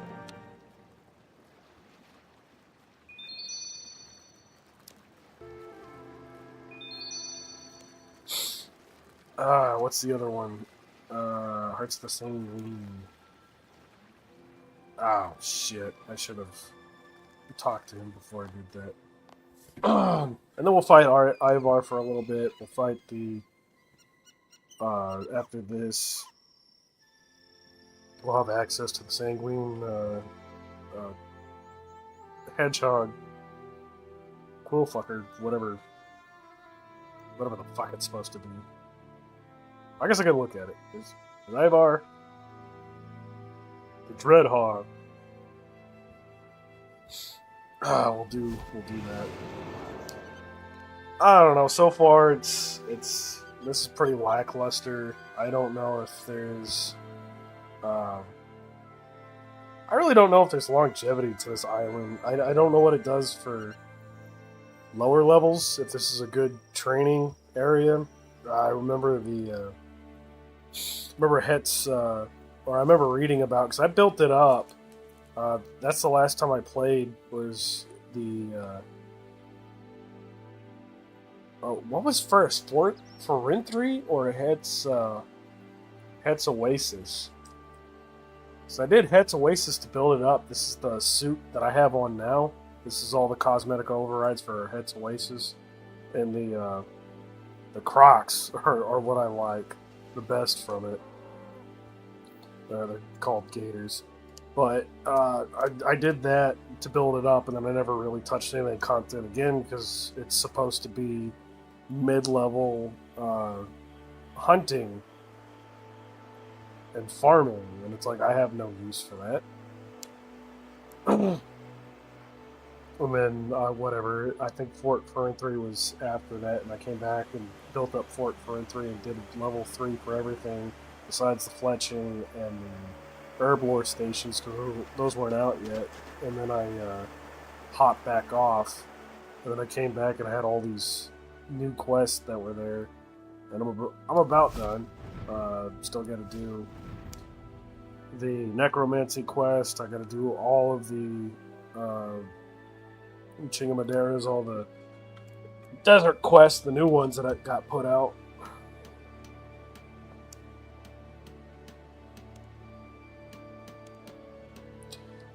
But, you know, I'm glad they have all these new quests. I hope they center around Menopause, because Menopause kind of seems like a big waste, really.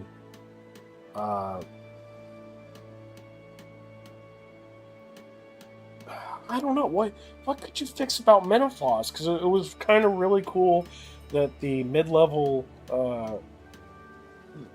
accounts had an area to go to that was their own grand exchange.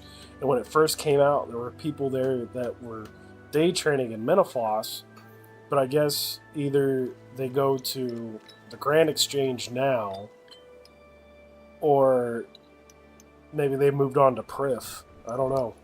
But, like, every time I go to Menopause, there's really no one there. The only people that I see are pickpocketing. I guess that's a good method for mid-level thieving.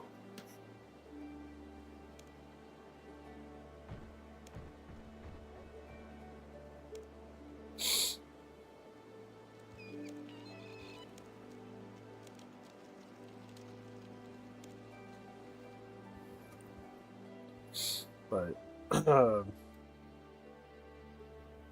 yeah. For longevity, not only for this, but for the game, hopefully there's something that keeps Like, people are gonna be, for the lower levels, they're gonna be around Ivar for a little bit, and then it's just gonna get old, and they're gonna stop.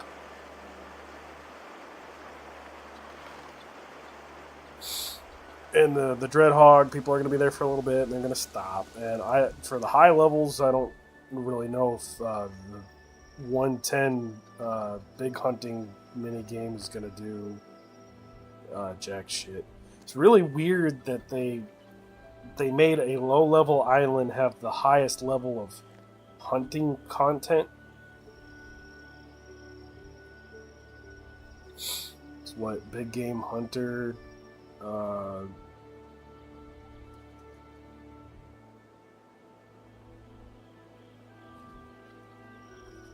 yeah, I don't know.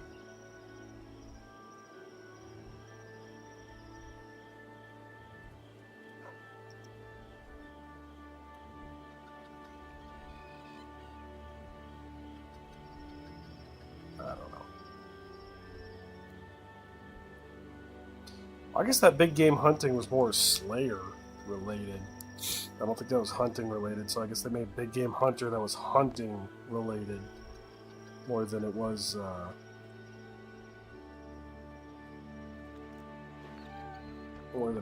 Slayer.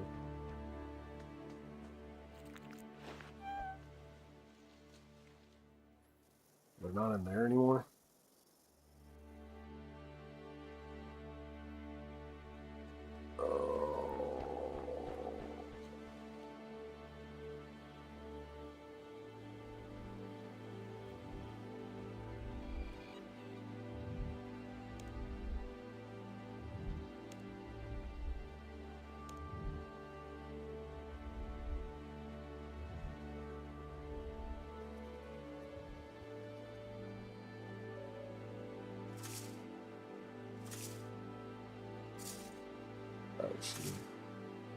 Here? Oh, there we go. Where'd you take off to?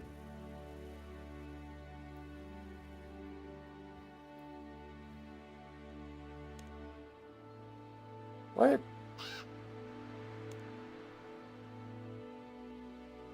That's the first imp I've seen.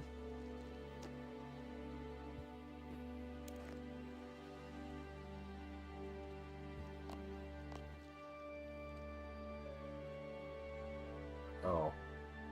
Way over there.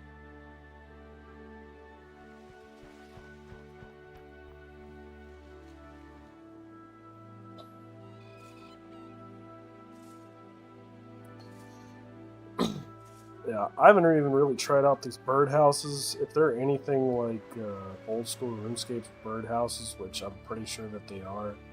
Well, except that you have to put seeds into them. I don't think you had to put seeds into the old school RuneScape ones. Not that, from what I remember. If you do, I don't really remember at all. But yeah, just no. I hated birdhouse runs. Those were dailyscape, and I don't feel like the hunting experience that you get from it really justifies doing it. I think there's probably more click intensives and better ways to do farming or hunting. It's hunting. Like I'm sure you could do salamanders a lot better.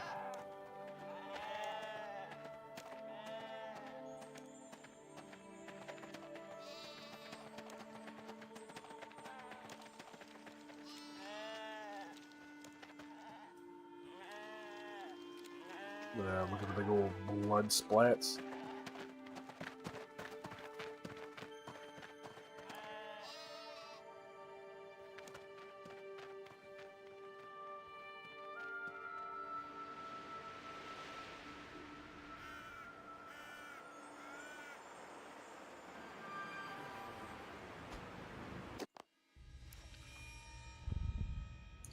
This is going to be like a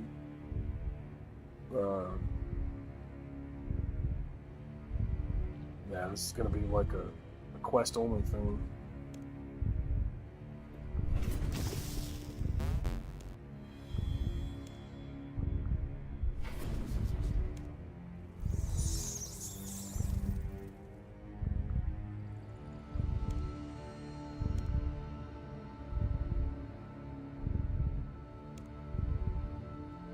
Oh.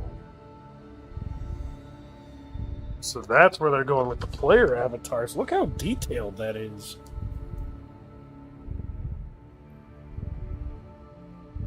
They still rely. I mean, I'm hoping that that's just a like a beta test of some sort of the new player avatars. Hey, I don't like how that hair, that one little strand of hair that's over her right eye, is just stuck there, and it morphs with her eye movements, like it stretches the actual hair follicle. But two, you can see where the old HD, you know, this has been like the same player model since HD, and they've like tweaked it a little bit. You can see where this old player models still influence like the surprise movements, and it's what's the word for it? Like automated. Like there's no there's not a human element to it, and it's not like organic. It's just on a cycle.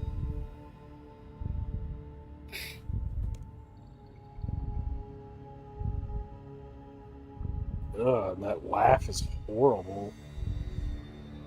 Yeah, it's a good start. I hope they continue with it. I hope it doesn't just stop there.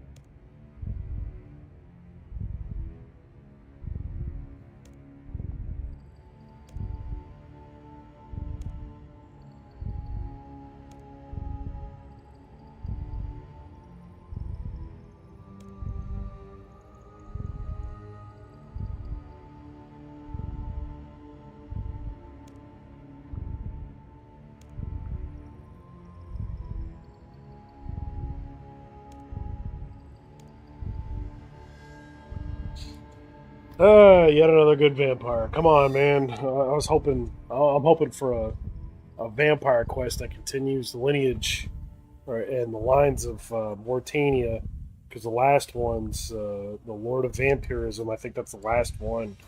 Uh, leaves what is her name? Venescula Draken in charge. You kill Lord Draken, and they're kind of on the edge of a new era where both the humans and vampires can lead charge, and they kind of lead it off to if I need any help in the future, I'll be sure to call you. So it's like there could be. Oh, and then like there's an upper echelon within the councils of well, like whatever Draken or Mauritania or Darkmire or whatever that area is. There's a bunch of there were a couple of the upper echelon that weren't happy with that and wanted to go back to just unadulterated feeding on humans and having them as pets and crap. So it's like there's more there. They set it up for more, so it'd be nice, but they can't pass the River South, but they're going to try and go east to this new land.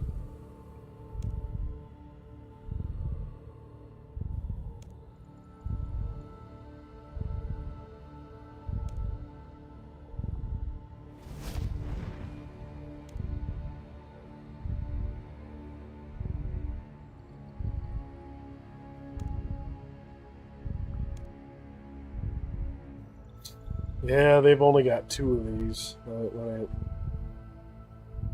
That ain't great.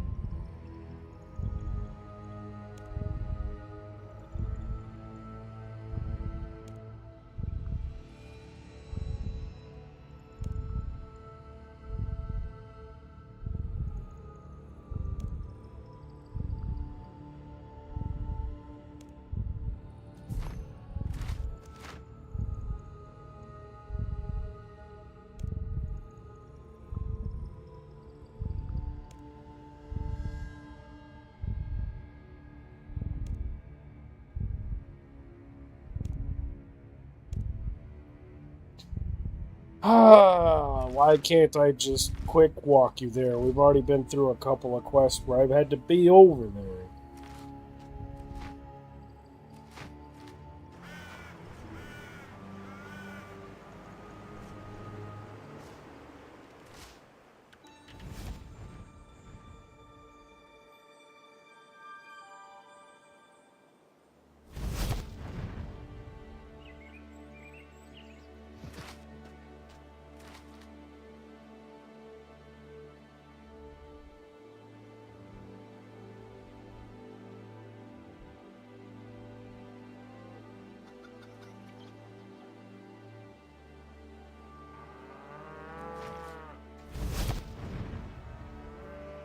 Oh, no, that just...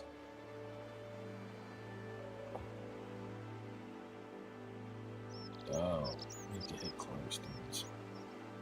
I wonder if that'll bring you... That might be a stupid shortcut that I wasn't aware of.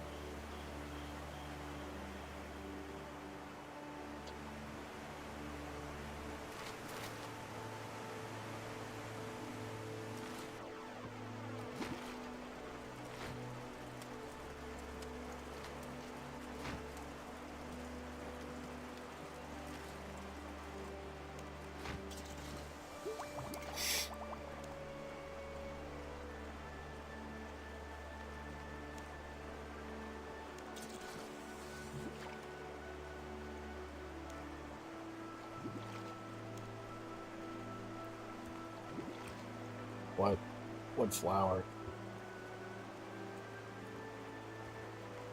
I just noticed they made her, oh yeah. They made her just like Vampire Mummy in Resident Evil 7. Or 8.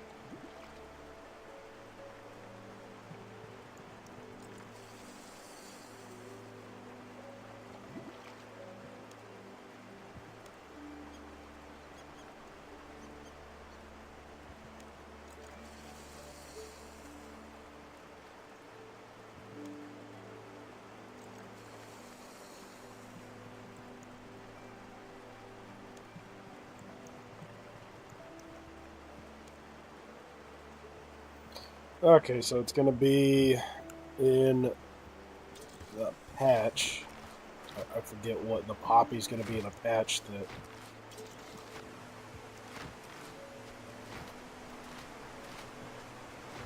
Oh, that is annoying. Every time she hits or she stops, she's gonna flap that open. So every time she hits a corner, she's gonna go flap, flap, flap. That's very annoying. Okay, so to top this hill that I've been to a bunch already. I don't know if honeycombs. Well, okay, so honeycombs are for traits for your animals when you play your own farm. That's what that's for. I've never cared to really like invest my time into that. I will have to for 120. And see, that's another skill that at least they filled out 120 pretty good. They filled 120 for invention, but they haven't done anything for 150. Because this is the only skill that goes to 150 instead. Because it's an expert skill, and it's the only expert skill. Thieving, they finally did stuff for 120. Finally. Agility, still 90. It's pretty goddamn useless. Wood cutting, they've only done to 110. Fire making, still 90. Cooking's 90. Fishing, 90. Smithing, 110. Mining, 110. They've made all current combat to 120, but they haven't filled anything out. So I guess these 4, they made, 1, 2, 3, and then 4. They've made all those.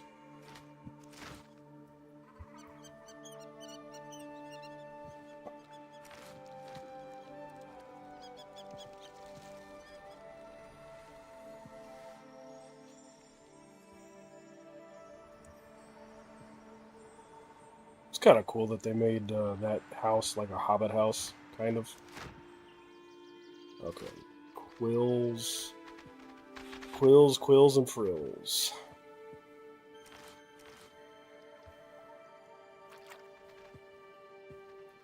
Okay. Right around here, there's supposed to be... Oh, right over there. So I gotta go back up. Just set it right around in that area.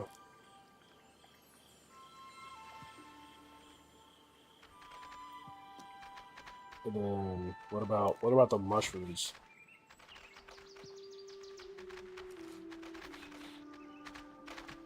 Oh, so I was in the right direction for that, but I gotta go back the other way for the porcupine quills. Porcupine. There we go. One of these.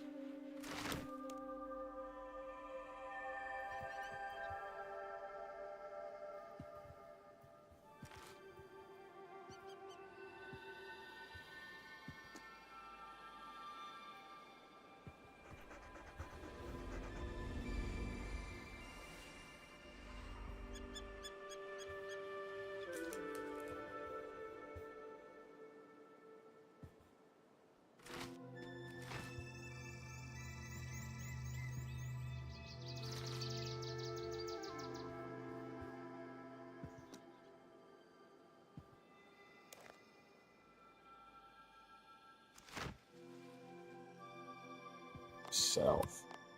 Said by the jackalope burrows.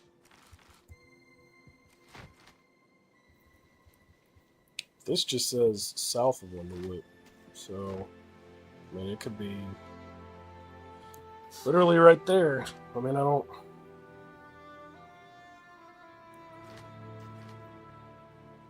And I found badgers.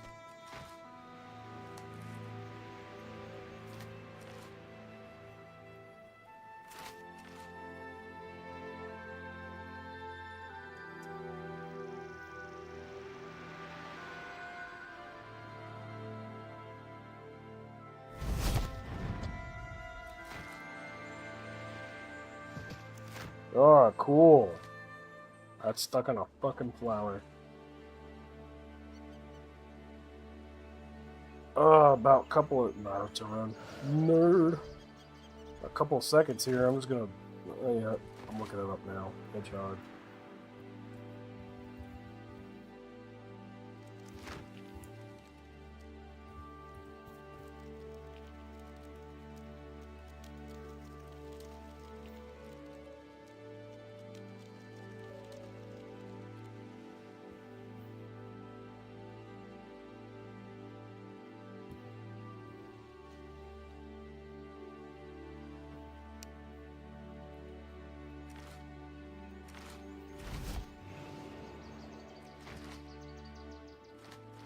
Okay. Rabbits.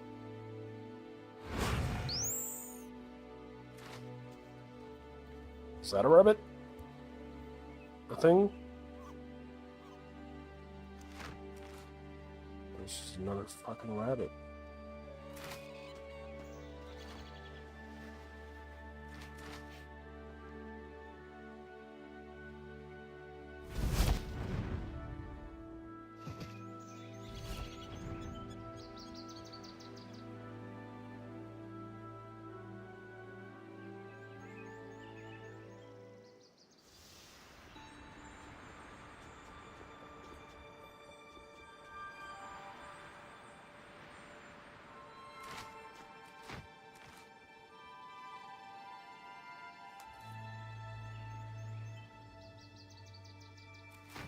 that a... No, that's another badger.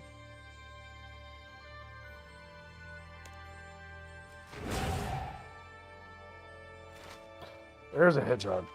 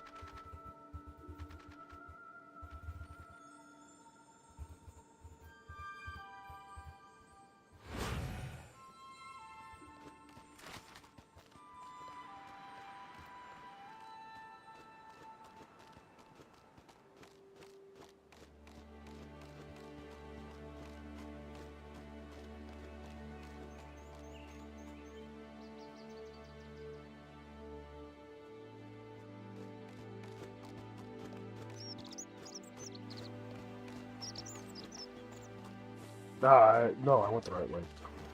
It's like, man, I went wrong way. I don't know where I'm going no more.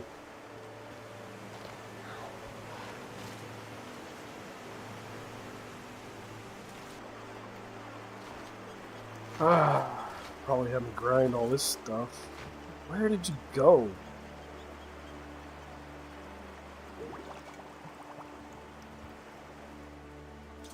There we go.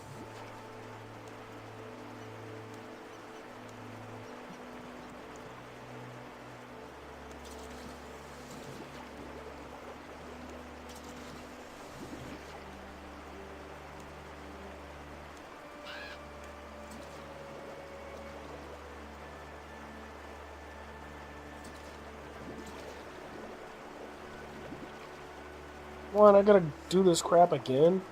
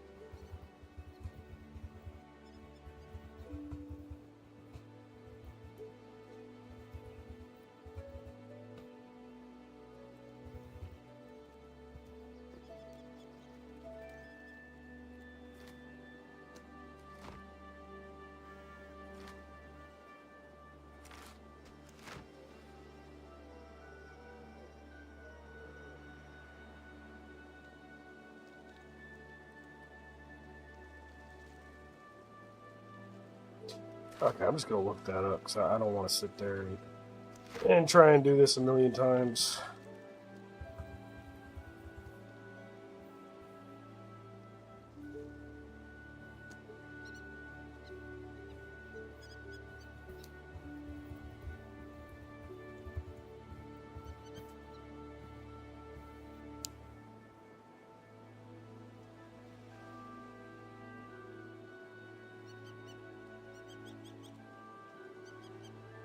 Oh.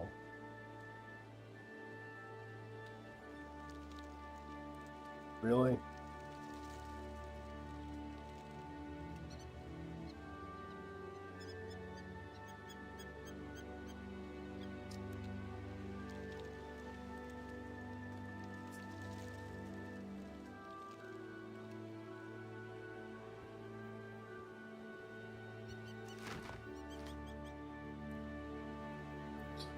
So I have to pick all of these again, which is great.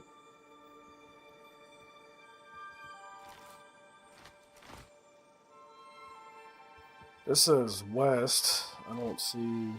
Since I'm close by, I'm just going to go pick up that crap.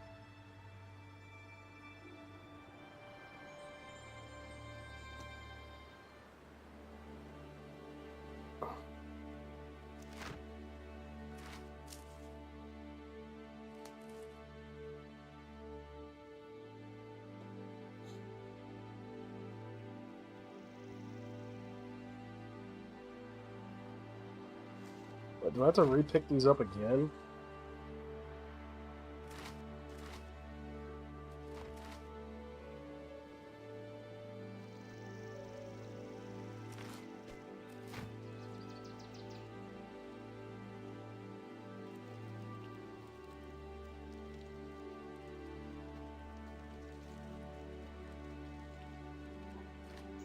What?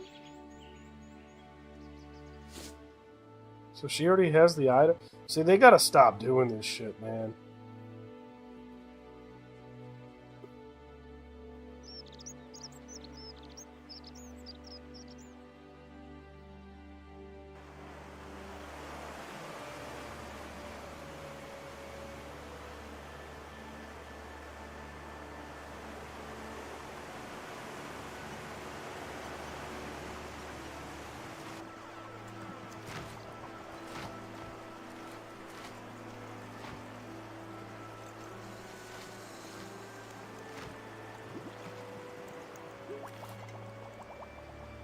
I already got these agreed. So where did they go?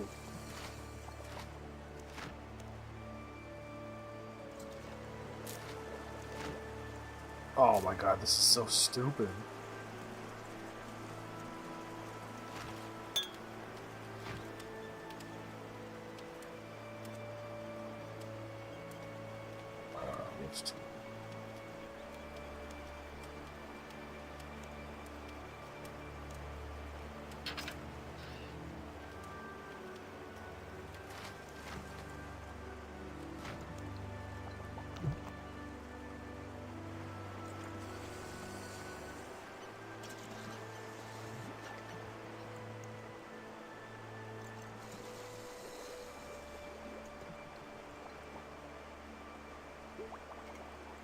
Wow, that's crazy. Someone got it at 2 kills. Nice.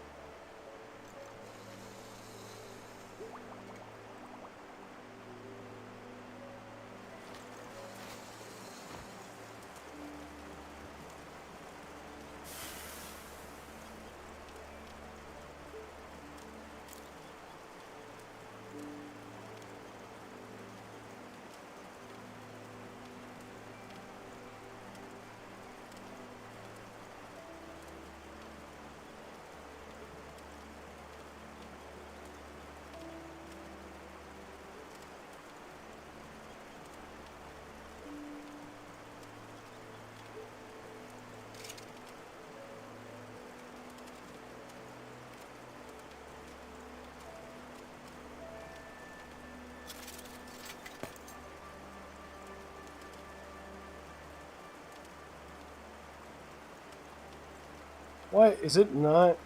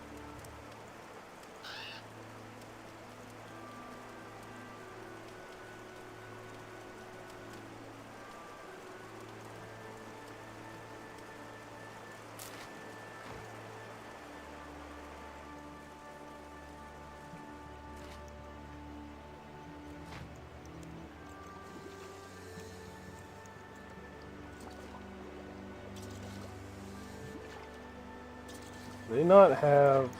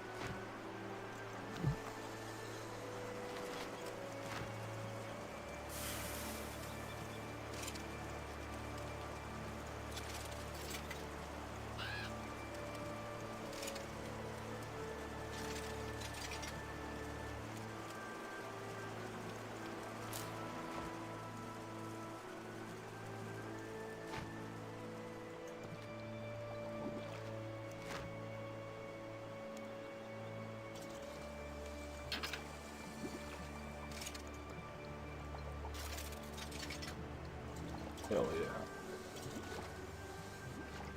Hell no.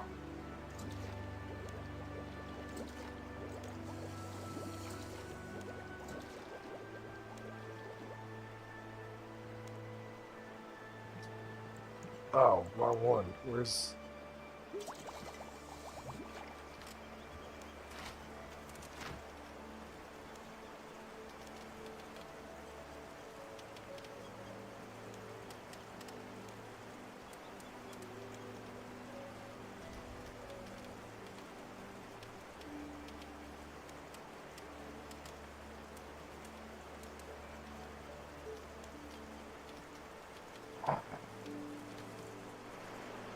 More walking, and more walking, and more walking.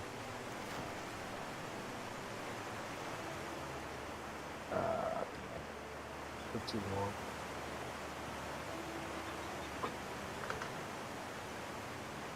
Whatever, what's the next set of challenges?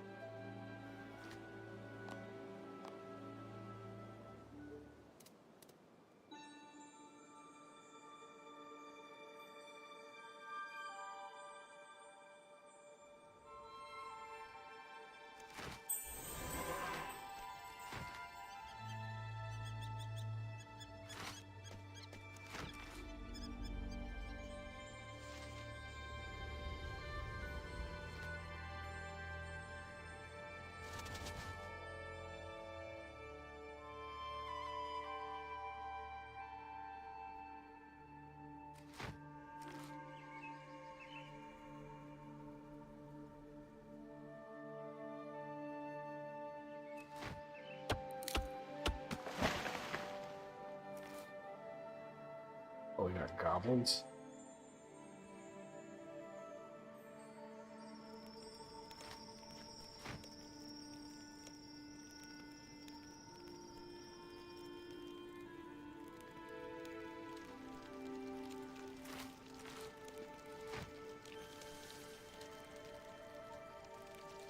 This will probably be a new quest.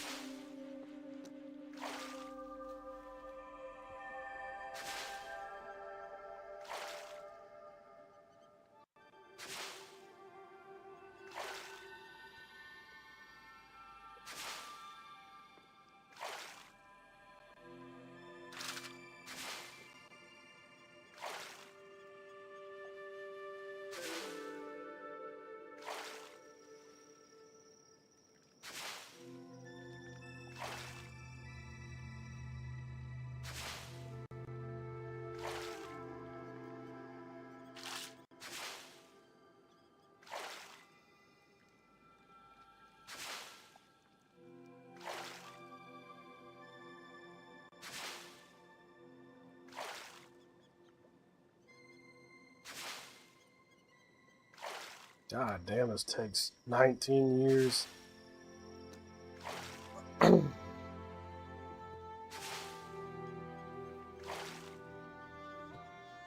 Wow, they're only 350?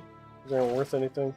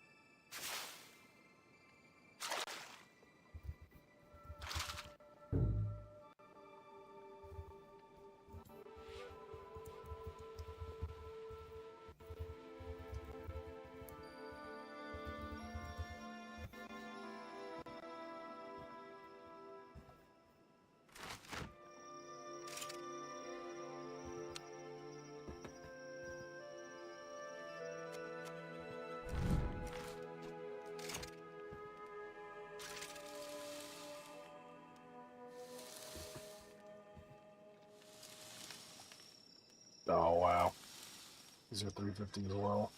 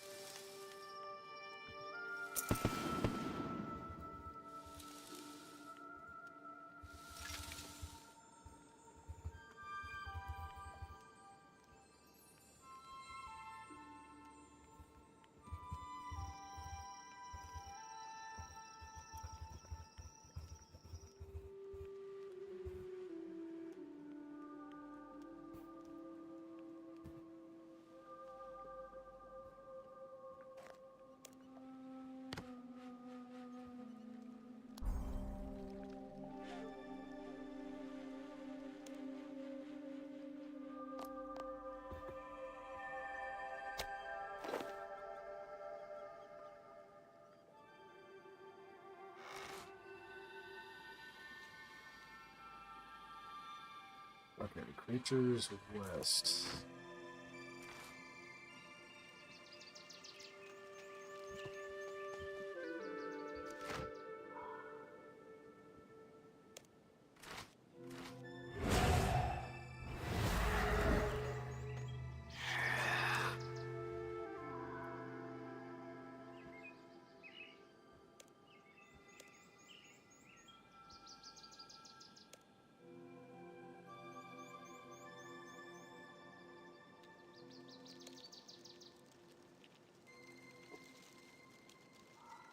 Oh.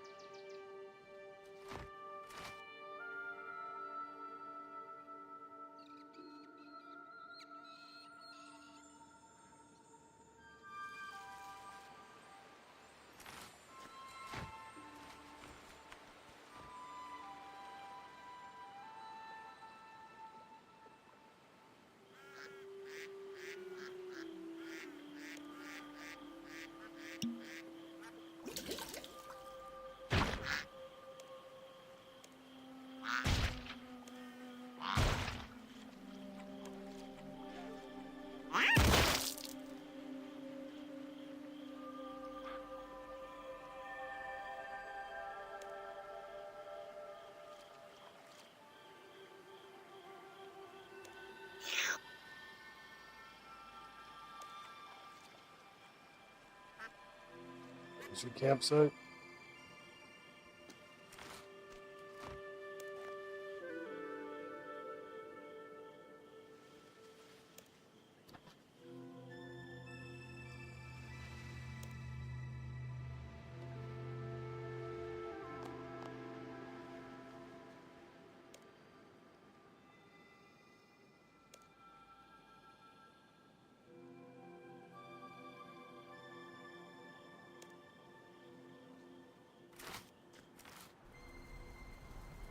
That's your campsite. Okay. Oh, that's your campsite.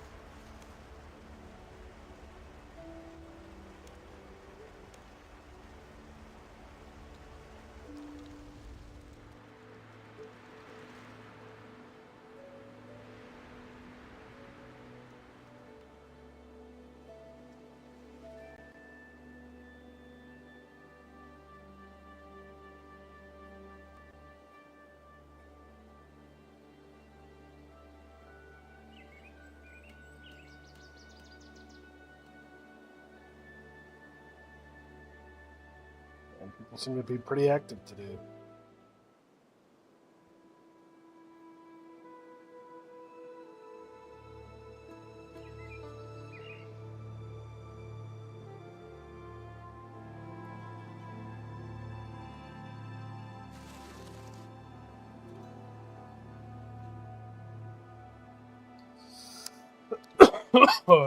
What up, bitch? What up, bitch? Question block, dick.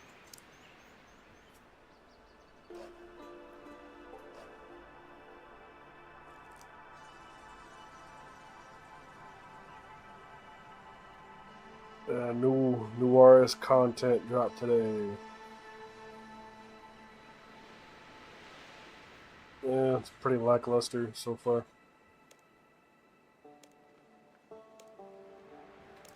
I mean, I know it's made for lower content, but bro, there's, I don't know.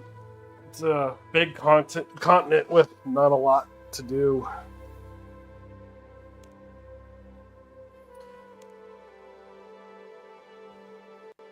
I still have yet to try it out, but I think they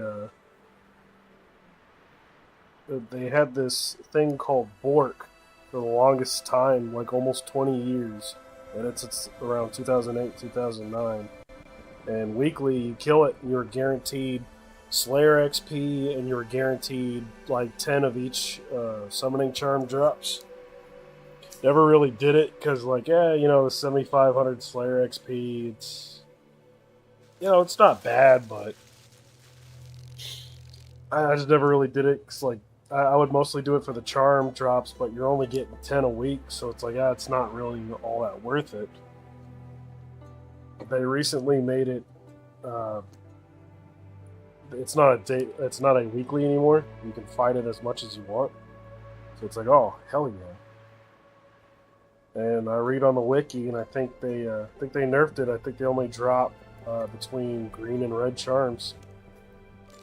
So if that's true, I'm pretty mad about that, because it's like, man, if they would have kept the drops to where it randomly drops a different charm each time, but you're guaranteed a drop. That would have been like the best way to get summoning charm drops. And then this new continent has these moths that drop charms, and I've only done one of them, but you break apart these tree stumps and they shoot out a bunch of different moths for like hunting and all that stuff. And I didn't get any blues. I got a bunch of reds and greens and a couple of yellows, and I'm like, why? Golds used to be like, I have so many gold charms because so many monsters drop a bunch of gold charms. Why did they make red and greens like the most commons now? Seems like they did that with every new drop.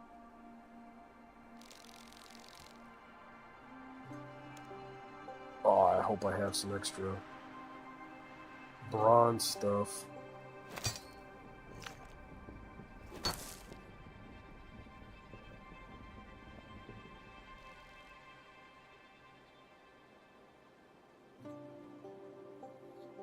Yeah, I'm trying to finish these new quests. I was going to try some of the bossing content that they have. And the big game hunter, because I want to see if big game hunter's worth anything. They hyped up a big thing about new 110 hunter. And I'm at, what am I at? I'm at 103. So, if I got any decent hunter, I'll try it out, but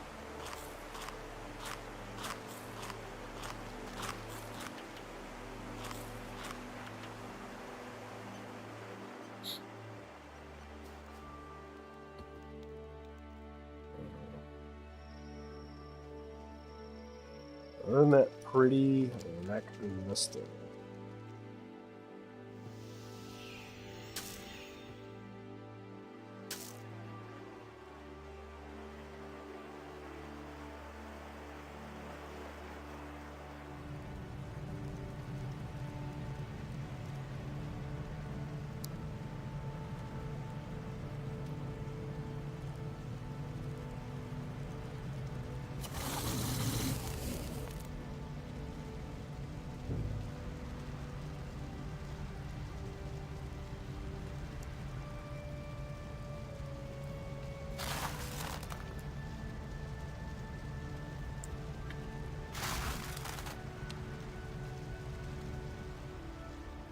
Where's this clown lady?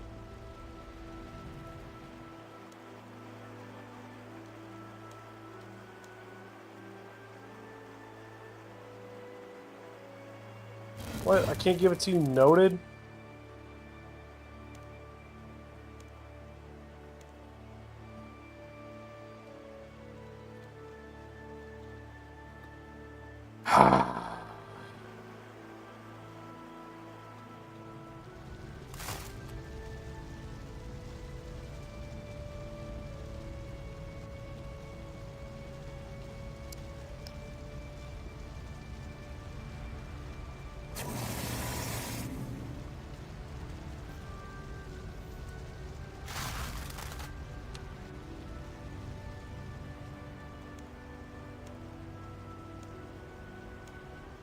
Take the ore! Oh my god, do I have to have 20 spaces free? Oh,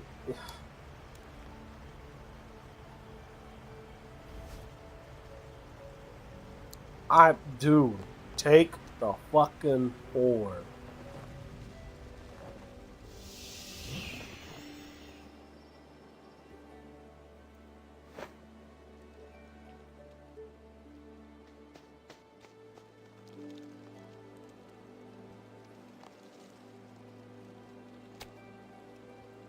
I can see this place being fucking dead here soon anyway.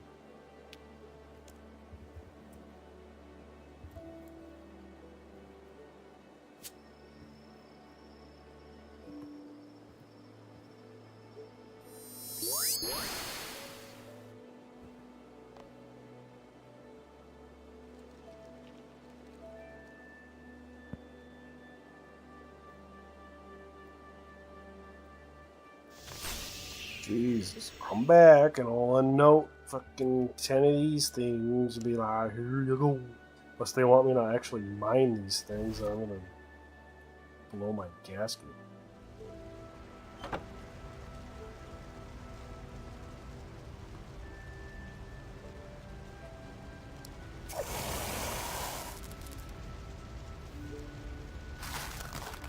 Take the ore, you stupid bitch.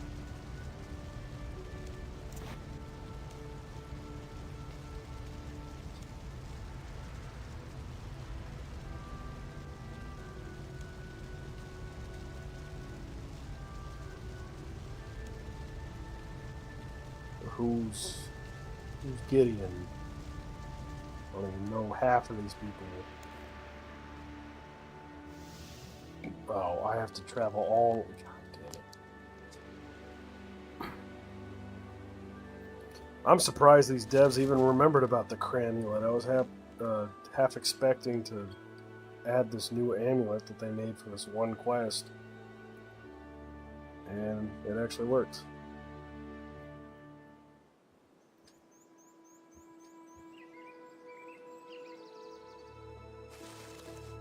It actually worked.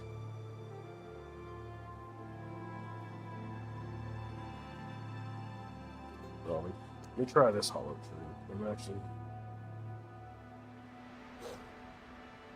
Oh, I got a bunch of wolves over here too. It might be nice for bone hunting.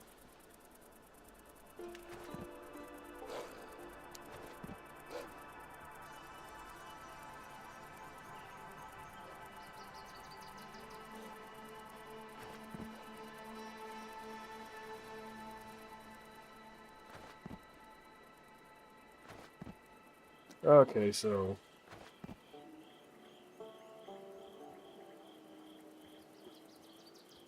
these have a chance to give you no charms.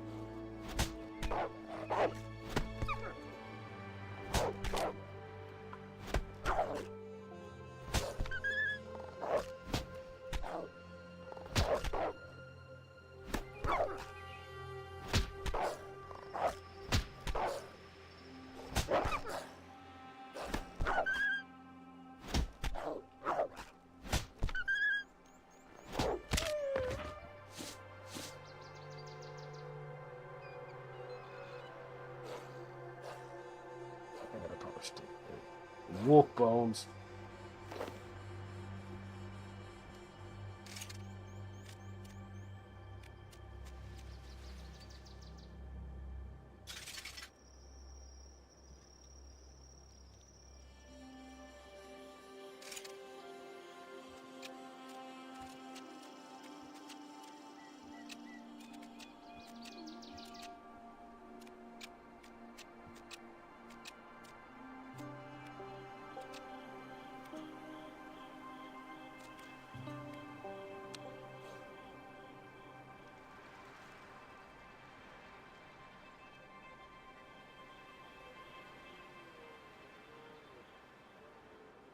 Regardless.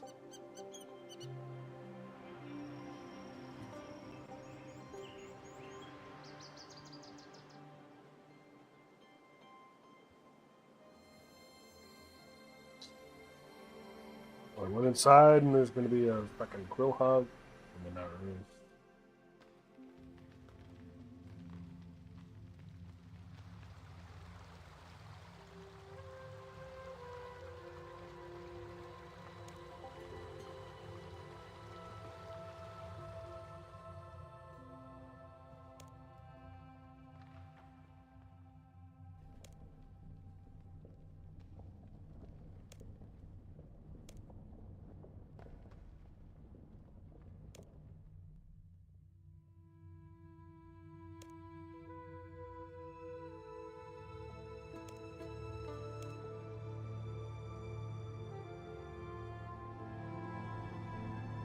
Not great. That's my time.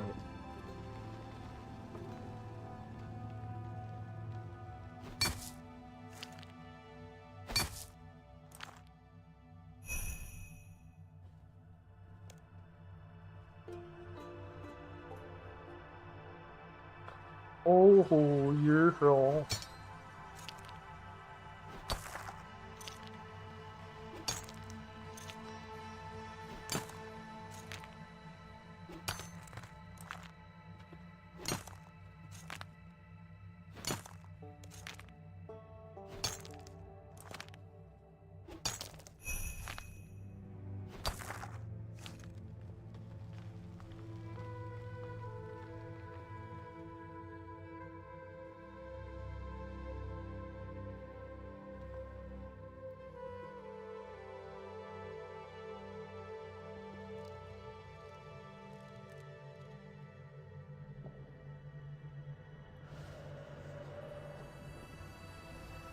Well, I hope there's more behind that, but I fucking doubt it.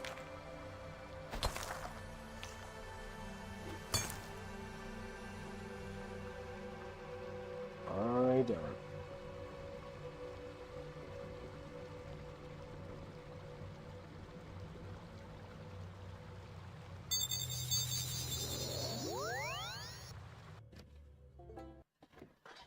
Got a brand new ore just for this fucking thing. 'Cause silver's not good enough. You know, we get done a bunch of silver weapons, and now you're gonna have blister wood weapons. Not good enough.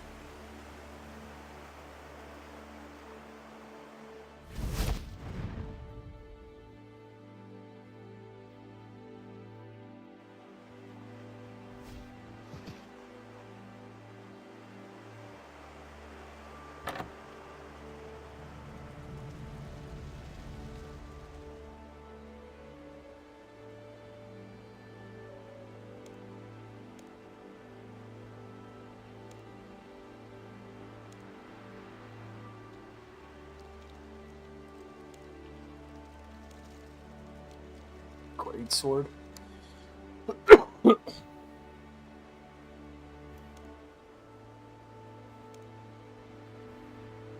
I hope that you have it, guy.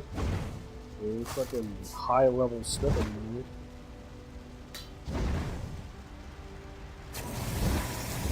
Oh, that too. Anytime the feetsies come out.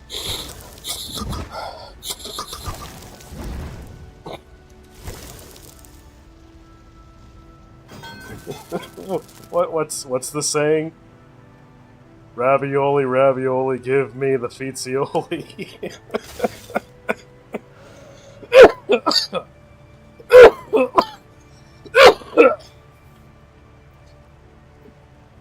Brother, ew.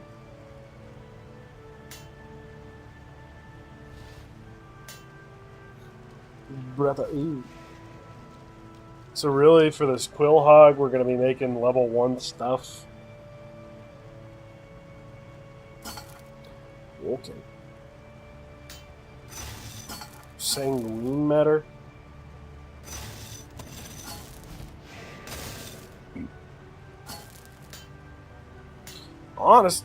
Honestly, should have made stuff that was, like, up to tier 50, I guess. Could have made a hard mode hedgehog.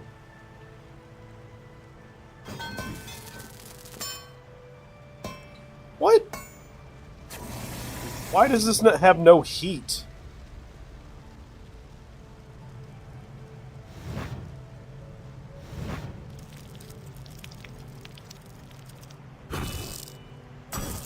It's a level 1 thing, you just don't start out with heat? That's weird.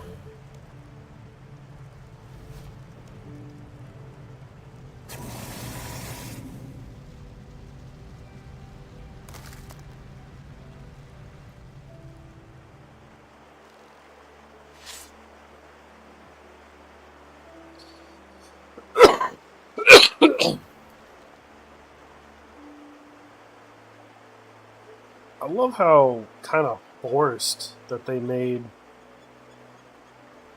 this whole entire, like, not even, like, the continent, like, even the quest lines are just forced. Because there's no natural progression to go to this cave. Like, oh, just meet me at the, at the hedgehog cave. Like, what? Why are we there? Doesn't make any sense.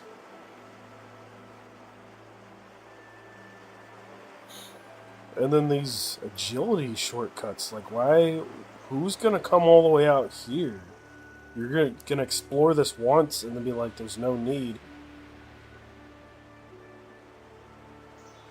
What are we doing? Brasa, what are we doing?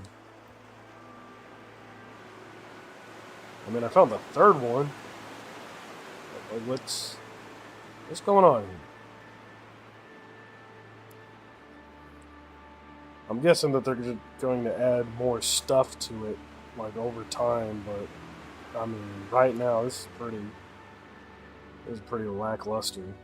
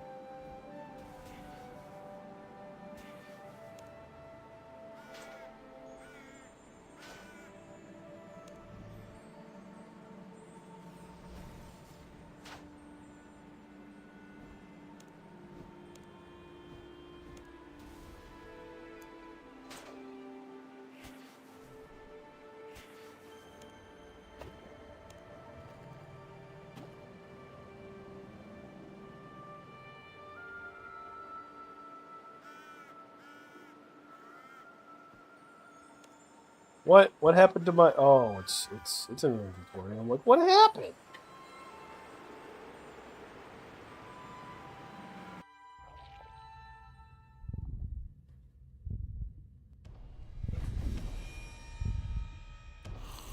Like, didn't she say she was gonna stay outside?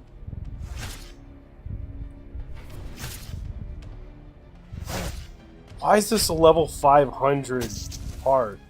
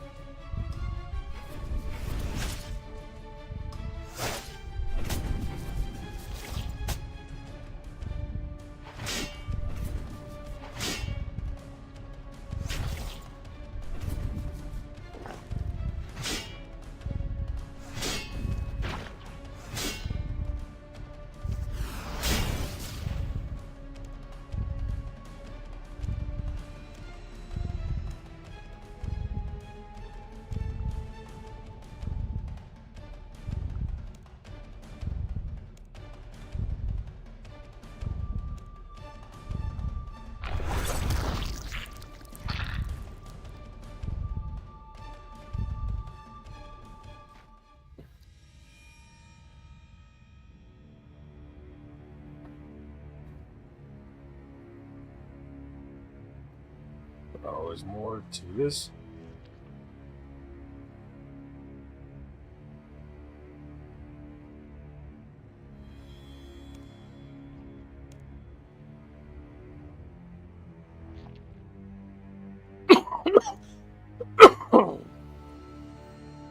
Interesting that they had a boss fight with a heart with just extraordinarily high health.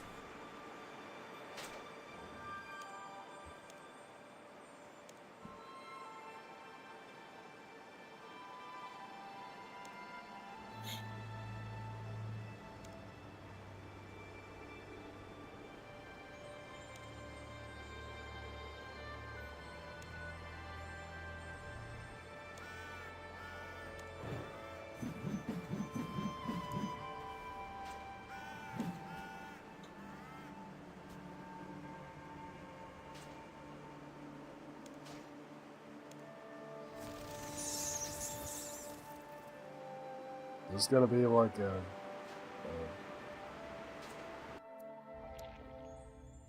thing.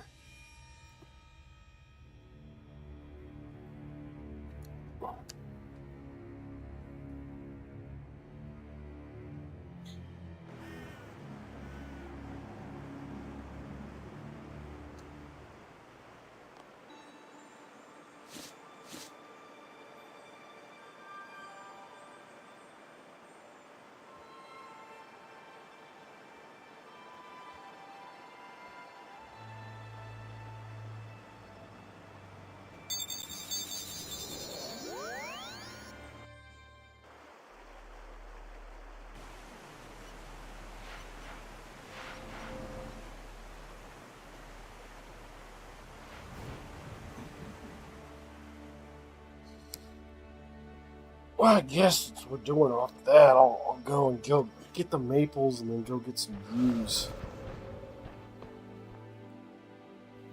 So those are in the same spot, and I have to transport off anyway.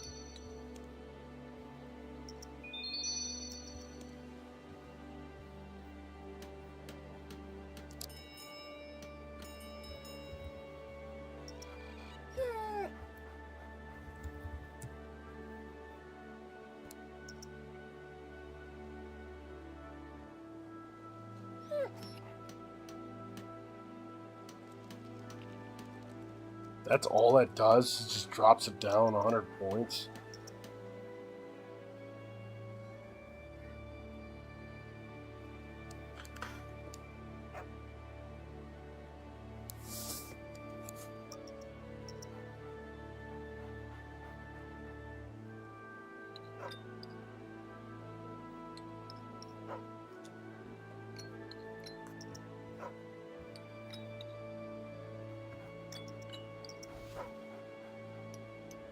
Okay, we're gonna take a short detour. I'm gonna do one of these random achievements. Quest related achievement.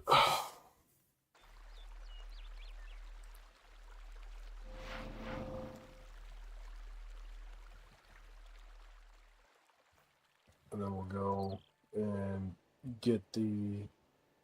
Well, I'm going to get the item for it. Then we're going to get the logs. Then we'll do the achievement. Then I'll come back and do that loot and see what I need to do for the eternal magic trees there.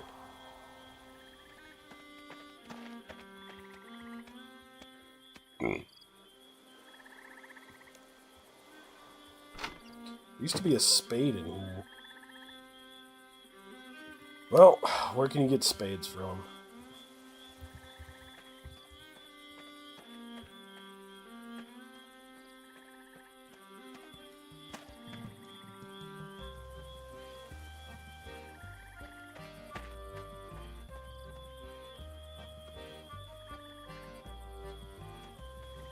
Right, where's the tools?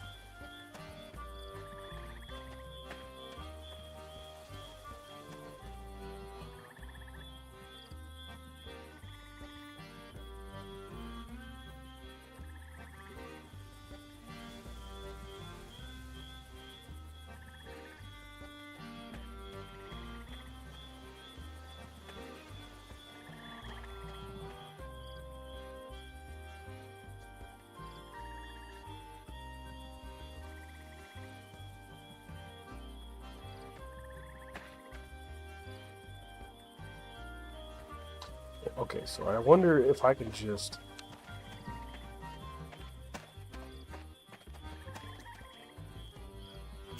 Or if I could just remove...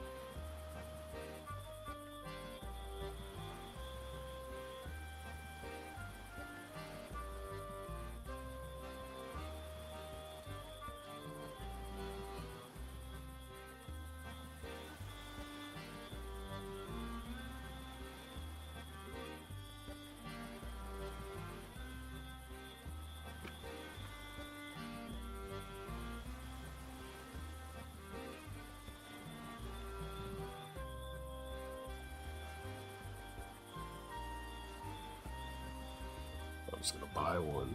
Fuck it. Just gonna buy one.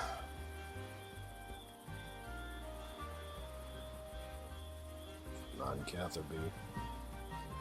Oh, there's one in Cather bee. I can just go there.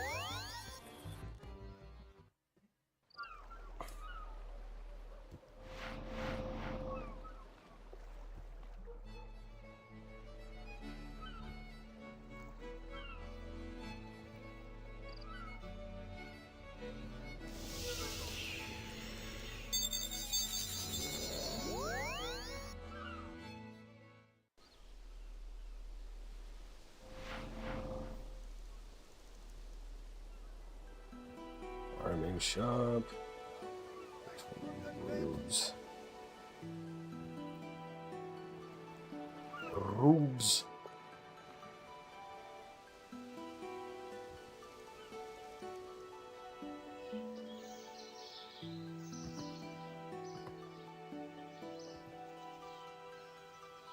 Give me a spade.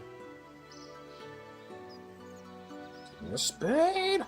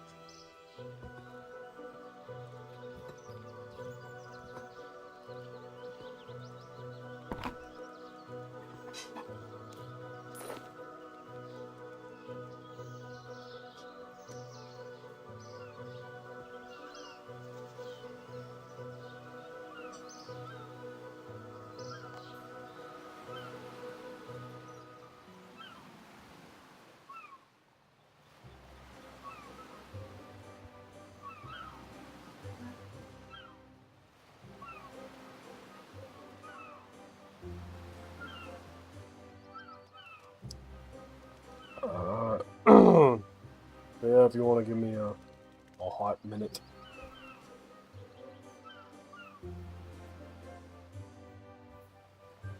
Oh, wow, I gotta go way the hell down there.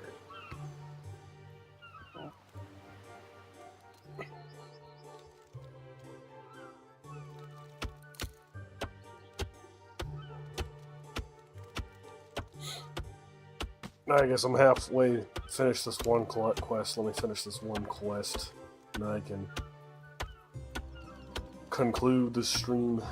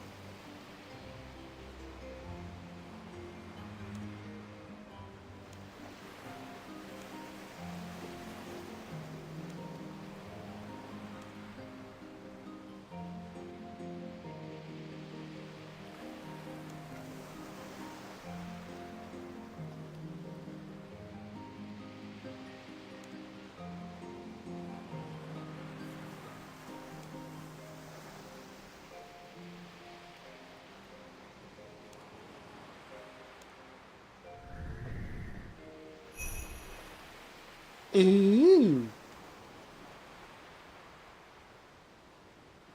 Okay. Now it's time to go. So.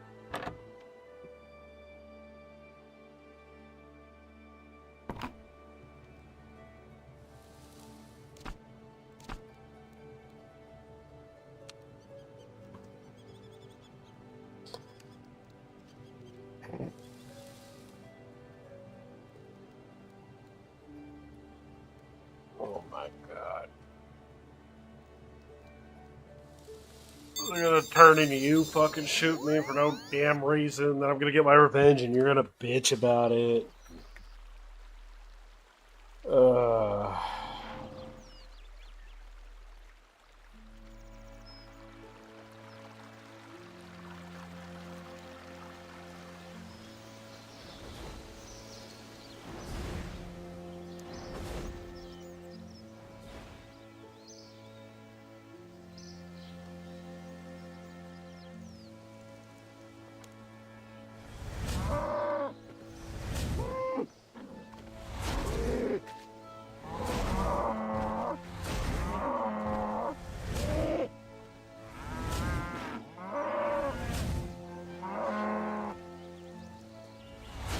Oh, it's your game. You fuck it up how you want, I guess.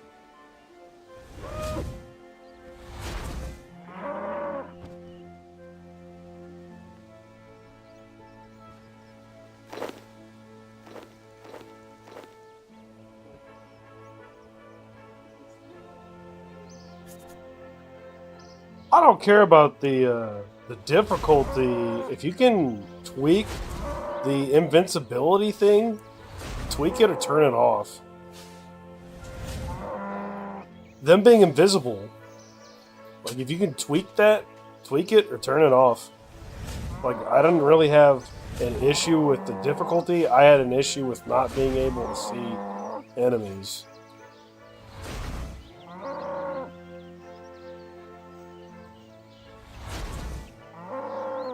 Really? Just make it... That's stupid. Oh yeah, then I guess do that, because that was really the only annoying part. Wasn't really dying, but it was like, okay, I can't counteract this because I don't know where to shoot half the time.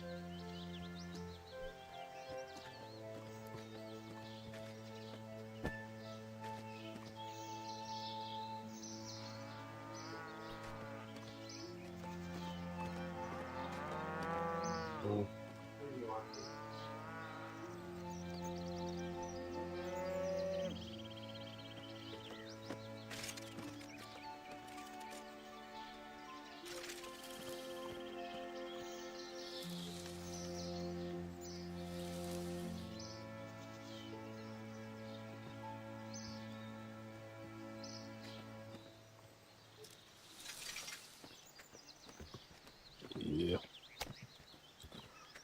Girl. I'm bringing sexy love. Go.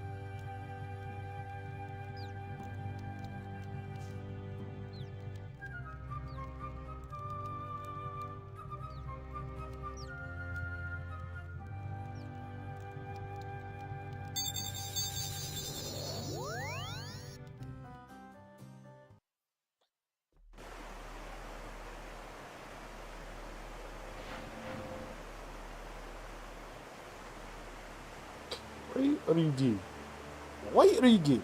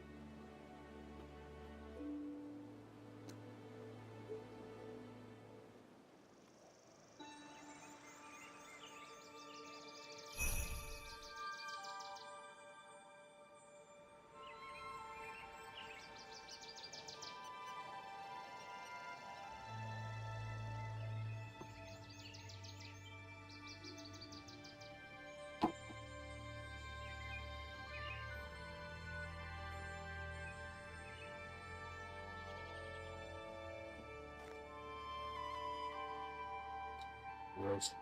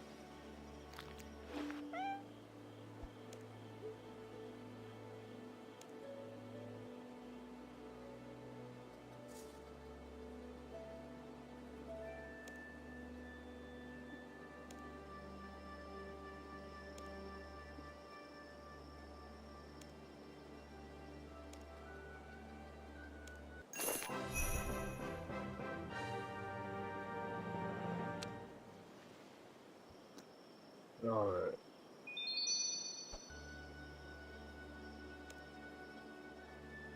Next time, move to Space Ghost.